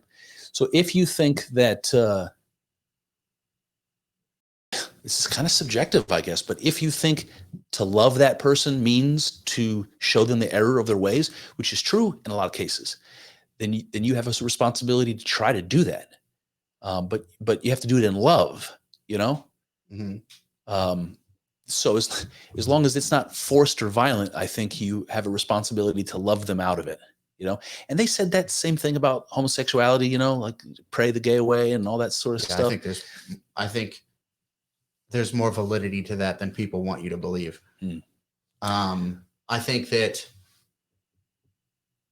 you know, we've talked about this before as one of the more controversial things that we say on the, I think that being gay is a choice pretty much. And I understand why somebody who is gay would say it's not a choice. I didn't make this choice. It's because you don't realize that you made the choice, but you did a long time ago. And it's like you're so rooted into what you are that you don't even realize that it was a choice. And I think that a lot of these people, maybe they are too far gone to where you're never going to be a straight dude again. You're never going to be, you know, chasing chicks. Yeah. I think that you should probably be celibate, to be perfectly honest with you. And I think that that's what the pray the gay away is about. It's like, you're not going to pray the gay away and be, you know, a puss hound. Yeah. You know, you're going to pray the gay away, and maybe you'll, you know, dedicate your life to something higher than chasing a dude's butthole. Yeah. I know, sorry to be so crass, but yeah, it's interesting because it's hard to imagine telling another human being that what's best for them is to sacrifice sexual pleasure for the rest of their life. Like so many people, especially in this day and age, there's some lines that are just unacceptable, and sexual pleasure is a line. It's like, this is like a basic human right. You get to have an orgasm, and you know, I think that's gay, to be honest with you. But a lot of people do think that. Yeah, no, I agree with you that a lot of people do think that, and I think that's gay. I think that, I mean, sex is good. I'm not like, I don't have a Puritan attitude towards sex or anything like that. But I think that the modern Western attitudes towards sex are out of fucking control. It's like, you're right. It's like pretty much fucking top of the pyramid. It's up there. Yeah. Yeah. So yeah, it's fucking weird. Yeah. I do also think that sacrifice is hugely important. I think sacrifice is tied to this whole mystical conversation because there's this image at the heart of everything that is self-sacrificing to self. It's like, if you recognize everything is God, then everything you see around you is an act of self-sacrifice. You know, everything is self-sacrifice. And so, and that's love. That's how you know that you're expressing love, is if you can give of yourself willingly. It's almost like you forfeit yourself. You exchange your selfhood for the selfhood of another human being, right? I lay down my life for you. That's like giving it to you, you know? Or like, you're going to carry it on for me, and I'm sacrificing to. And that's what Jesus did, right? That's the image of Jesus, sacrificing his life, giving it voluntarily for all of us. That's the idea. So I think that there's something important about sacrifice. I can tell you in my own mind, my own life, that when I learn to be disciplined and to give up things I love, I am happier and healthier and more confident and all kinds of things. So what I mean is, food pleasure and alcohol pleasure are particular issues for me. And I go through, you know, times where I'm better at it than others. But when I'm disciplined and I sacrifice it successfully, and I tell myself no, and I have good reasons for it, and I succeed, I am thinner. I'm in better shape. I sleep better. I'm just, my life is better. And still I find myself going back and refusing to sacrifice those things. I get it. So if you were a homosexual and you were asked, if you thought you were asked by the universe, by God, to give up what you love most, and that's dudes' buttholes, if that's the case, I think there's some sad existence, man. If that's what you love more than anything, I think there's something to that. I think people should experiment with sacrifice. I honestly think I 100% agree with you, because in my life, I notice the exact same things. When I have the things that I know are not good for me, when I shun those things, I feel great. And then when I let them creep back in, I feel awful. So let me just say to the audience, this is a challenge. This is a call to action. Actually, it's a group experiment. I think you should think for a while about the things that you love most. And that might not be an easy thing to do, because some of that shit you're going to be embarrassed about, and it's going to, maybe it'll surprise you. Think about the things you love best, and maybe figure out which one you love the best. One that's on the top of the list. Give it up for a week. Just give it up. Stop jerking off. Stop eating No more dudes' cake. buttholes. No more dudes' buttholes. Just whatever it is you love best. Give it up for a week and see what happens. And let us know. Yep. Let us know for sure. We've talked about giving up porn, from time to time. Yep. I was on and off that wagon several times. So, I'm more, since I like started thinking about porn the way that I did, I've been much more off than on, but you fall off every now and then. I'll tell you something about porn, just because why not? Like everything is, there's a record of everything. There's a record of all the places you've been, the searches that you've done. There's so much like borderline shit in porn, like just commercially available free porn everywhere. There's some stuff that's so sketchy in terms of like young girls and teens and all these keywords. So are you talking about the performers actually being too young, or are you just talking about them being advertised? Being advertised. It's like a story. Yeah, exactly. The reason I bring that up is because I'm concerned to even click on anything, because I'm like, now that's in the search history. Teen, it's like, Jesus, guys, Yeah. Yeah, it's a slippery slope. I've said this on the podcast before. I think porn makes people gay. I think that it's mind-boggling to me that somebody could say, I just used to like big titties, booty shaking videos, and 10 years later I'm into fucking BDSM. I want to get pooped on. It's like, It's crazy to me that you can say that, but you can't say I used to like chicks and now I like dudes. Yeah. You're fucking retarded if you think that can't happen. Straight up. Yeah. I think it can happen. The question is, could it happen to you? To me? Yeah. I think that it could happen. Sure. Yeah. Potentially. I mean, I think that if you don't exercise some kind of judiciousness with pornography, I think that lots of crazy things can happen, to be honest with you, to lots of people. Yeah, for sure. And I don't I'm not like trying to make myself out to be like, I'm fucking Chad, dude. Like, no way I'd ever, I'll say this. I think that porn on some level has made me gayer than I was before porn, because like when I was watching porn, I don't watch porn with no dudes. Yeah, I don't watch solo. Well, that's not true. I do sometimes, but I did. Yeah. But the vast majority of it, it's male, female. Yep. Why do I want to be looking at dicks all the time? That's one way. That's one way to frame it. But I would say it's really hard to. The word empathize comes to mind, but that's not what I mean. It's really hard to put yourself to participate, to put yourself in the situation. I'm with. I understand. Right? But I don't understand how that like refutes what I was saying. Because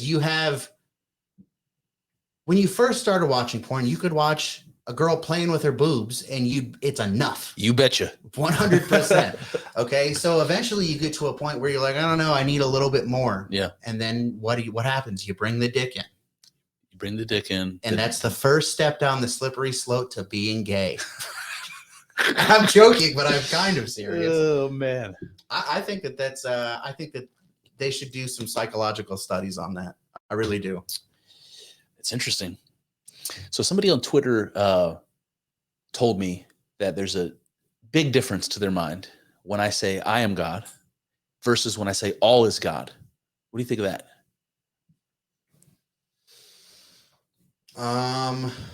Because I don't mean anything different by those statements, really. Saying all is God saying I am God is a subset of saying all is God. It did the same thing. All is God includes you and me. What do you think of this? I am more okay with all is God, because I think that there is some distinction. Like, even if it's like the tiniest distinction that you could ever imagine, I just think that there's some distinction. I think that you could say I'm almost God. I'm like close to. Yeah. Well, that is what they say. They do say they're close to God. I think they mean proximity wise, not necessarily like I'm almost God. But yeah, there's something to that. So imagine being closer to God proximity wise.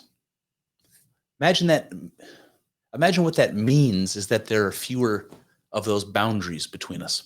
Yeah. And that it's possible. I do think that that's what it means. Yeah. I mean, yeah. Yeah. When I say, you know this better than a lot of people. Talking about these things is hard. You have to find ways to say things that like resonate with people and make sense. Yeah. And when you say I'm closer to God, it's not like God's over there and I moved 3 feet closer to him, Yep. Yeah. I don't know, man. But yeah, I do have less of a problem with all is God. Fair enough. I like all's God just as well. I think that there's something important about recognizing I am God. I think it's important. I think it's fundamentally, spiritually, critically important to at some point in your life realize that there is no difference between you and the creator of the cosmos.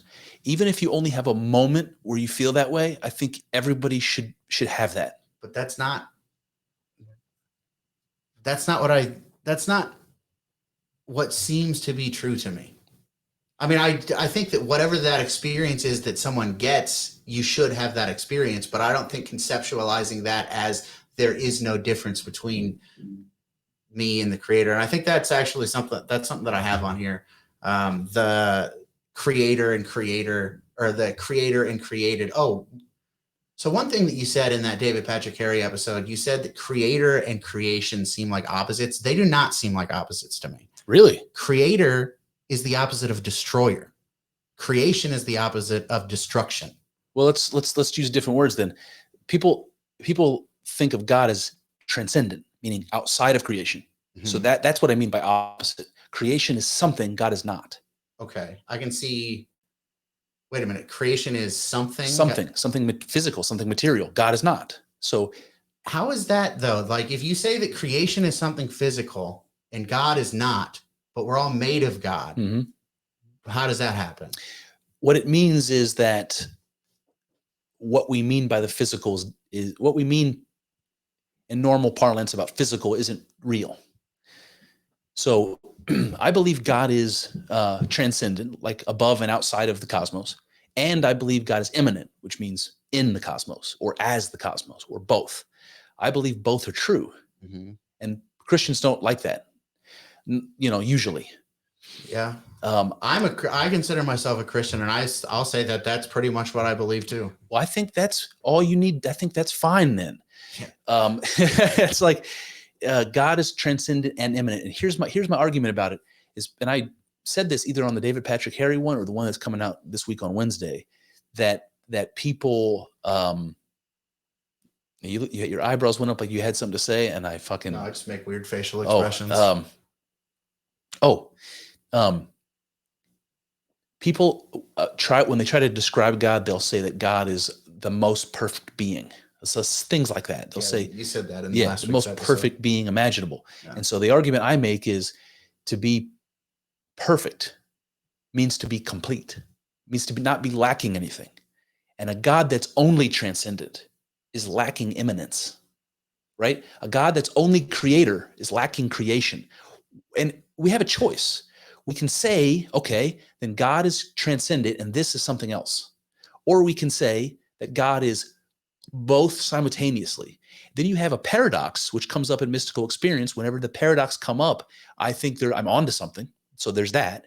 Then you also have the idea that God is now complete. He's no longer missing creation. He's both creator and creation, immanent and transcendent, both. And to me, that is more perfect than an idea of an only transcendent God. Yeah, I see. I know what you mean, but like I said, I don't feel that way. And pretty much all of the Christians that I am into, I don't think that that's how they feel either. Yeah, I think you're right. I think they're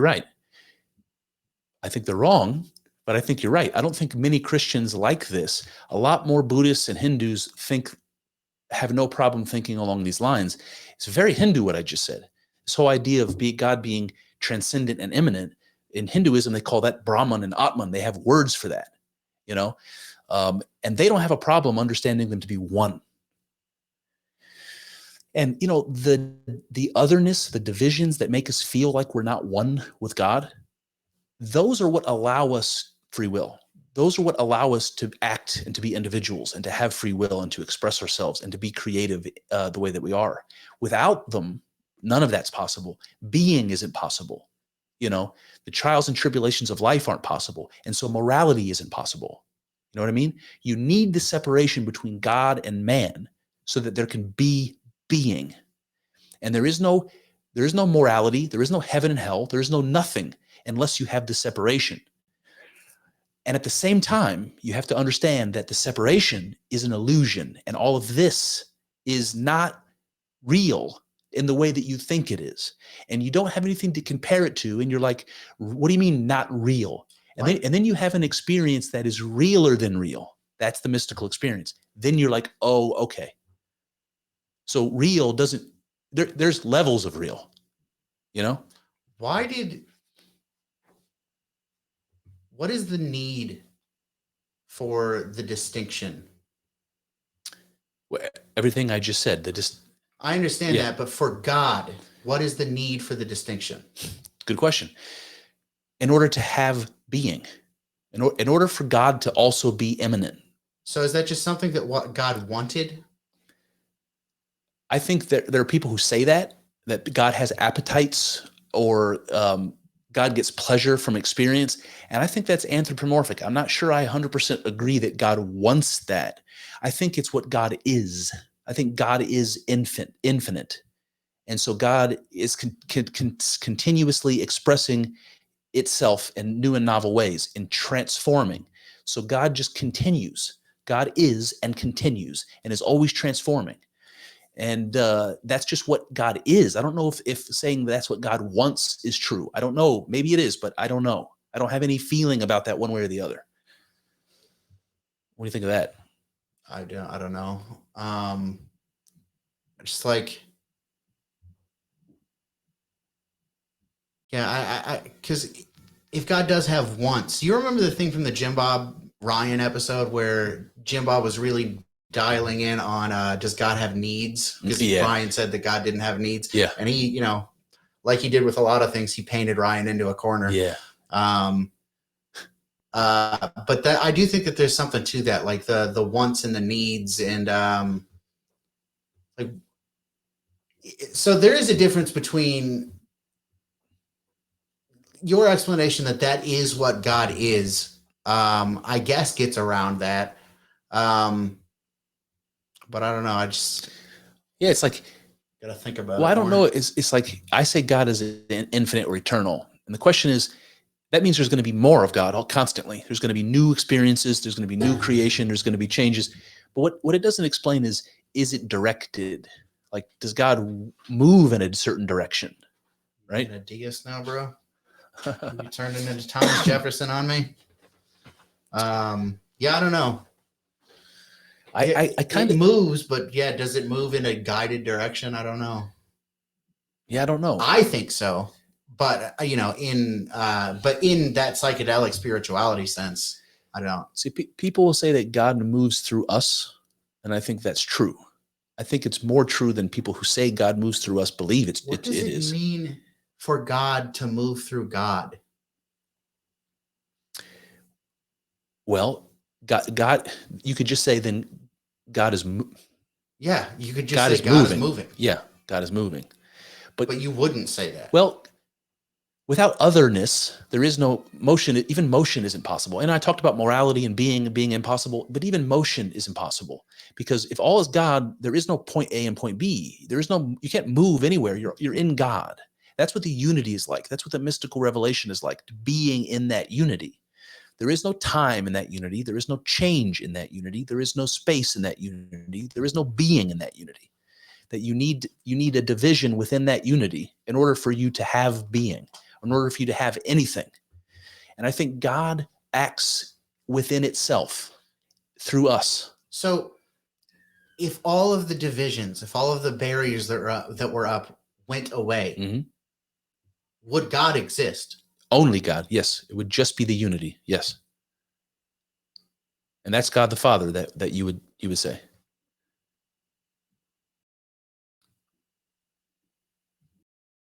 I don't know, man. And then I would say God the Son is all of us, and the cosmos included, not just Jesus. But this is where I get super blasphemous according to traditional Christians. God the Son in the Trinity is being. Something like that. Yeah. And the episode I have coming out next week is about exactly that topic. Cool, man. I'll be curious to hear I was going to say something. I lost it. Just trying to remember. Yeah. I mean, you say what you were saying. I can think. I was just going to say I'd be interested to hear what you say after this Wednesday episode comes out next week, because I only use scripture from the Bible to make the argument that Jesus is not the only incarnation of God, but that everything is. And that's like the most blasphemous part of the whole psychedelic spirituality, basically. Pretty much. Yeah. Pretty much. And there's another thing about this that I'll bring up, maybe you can remember while I'm talking about this. The early Christian church had this lots of different groups, in the early days before it settled. There was lots of different groups, and some of these groups were called Gnostics. And I like the Gnostics. They have some interesting ideas. But the thing about the word Gnostic is that what it means secret knowledge. And so Jesus talked in parables so that people couldn't understand what he meant unless you were attuned to hearing the code. He was talking in code. Where was I going with this? Oh, gnosis. So gnosis is secret knowledge. And even in the Gospel of Thomas, it opens up with a line that Jesus says, I'm going to tell you what has been lost to the world since the beginning of time, or something like that. Like, I'm going to tell you the secret of secrets. And I think that the secret of secrets is that all is God. That's what I think. I think that the Gnostic, that the secret knowledge, the secret teachings of the ages, the perennial philosophy, all that stuff boils down to, and the mystery religions and all that boils down to, all is God. That's the secret of secrets. And when we sit down and we meditate on and worship the symbol of God incarnate, of Jesus Christ, that is a breadcrumb. It's a breadcrumb. And I get the image of a wafer, and I feel even more blasphemous when I say breadcrumb in that situation. It's a breadcrumb leading you to some secret knowledge. Jesus is a breadcrumb leading you to secret knowledge. And I think that knowledge is exactly what psychedelic spirituality tells you. I don't think mystical experience is the end all be all. I think it's the beginning. It's the beginning of a journey. Just like religion is the beginning of a journey. I don't think it replaces religion. I think it can bring you to religion, actually. I don't know that I agree with you. I think that it will bring you to spirituality. I don't think it will bring you... I think that if you continue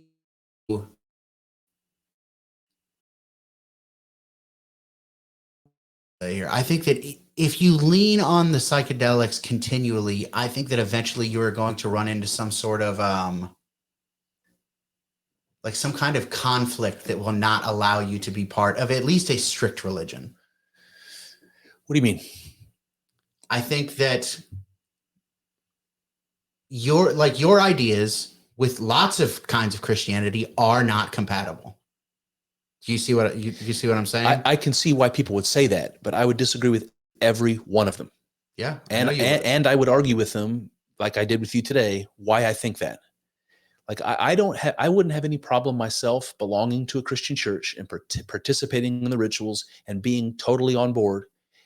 Until it got to the point where you had to, say, yeah, look, I understand that you are not necessarily going to be disagreeing with them on much, Yeah. But they will agree with you. And if you disagree with me, yeah. Yeah, if they will disagree with you. And if you push back on that, you're pushing back against a core tenet of their religion. I disagree. You can disagree, but you're wrong. You know, like I understand that you interpret it that it is not, but they interpret it that it is. Yep. So you're wrong. I mean, I'm wrong according to them, but I hold to my position there. I would say that and what we're talking about is you being allowed to be a part of their community. Yeah. Okay. Would you disallow me? Would you disallow me to be a part of the community if I agree with everything you're saying, just understanding it differently? Some people, I don't know that I would, but some people would. And I think those people those people don't love me like they should. That's what I would say. Yeah. And that's critical to the religion. Critical. If you would say to me, I accept the tenets of the faith, but understand them differently than you, you got to go. I think that's Luciferian. I think that's bad. Maybe. Yeah. I don't know. I don't want to be the cancer cell that upends the whole thing. But don't you see how you might be? No. You don't understand how. Look, I understand that you believe your particular interpretation of Christianity, but these people don't. And then you come in with your ideas and you do exactly what the women do to the military. What do you mean? You destroy it from within. How? By ruining their interpretation of it.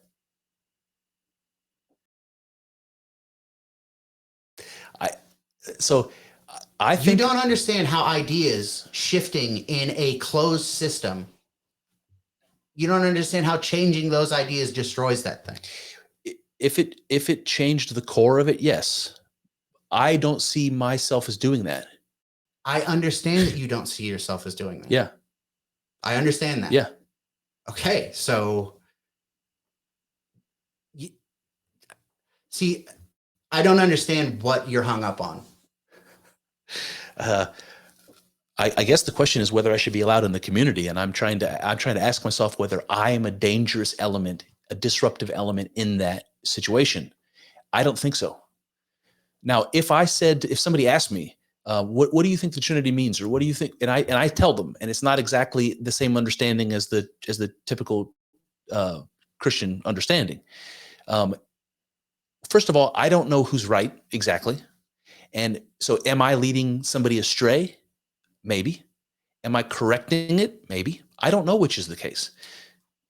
You have to view it from within that closed system. I understand that you don't agree with their interpretation. You think that they're, you might be correcting it, but from within their closed system, you are not correcting it. You're changing it. Yeah, I understand. I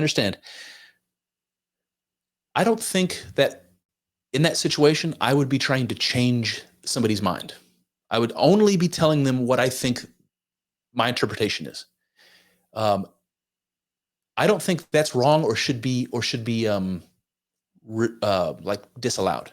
You should be allowed to speak your mind and your opinion. I don't think that should ever be off the table. But does that mean that I might be a dangerous element in that society? Maybe. But every religious reformer, Jesus himself was. Jesus was. Sure. What did he say? I have not come to bring peace. What did he say? But I have not come to bring peace, but to bring the sword or something like that.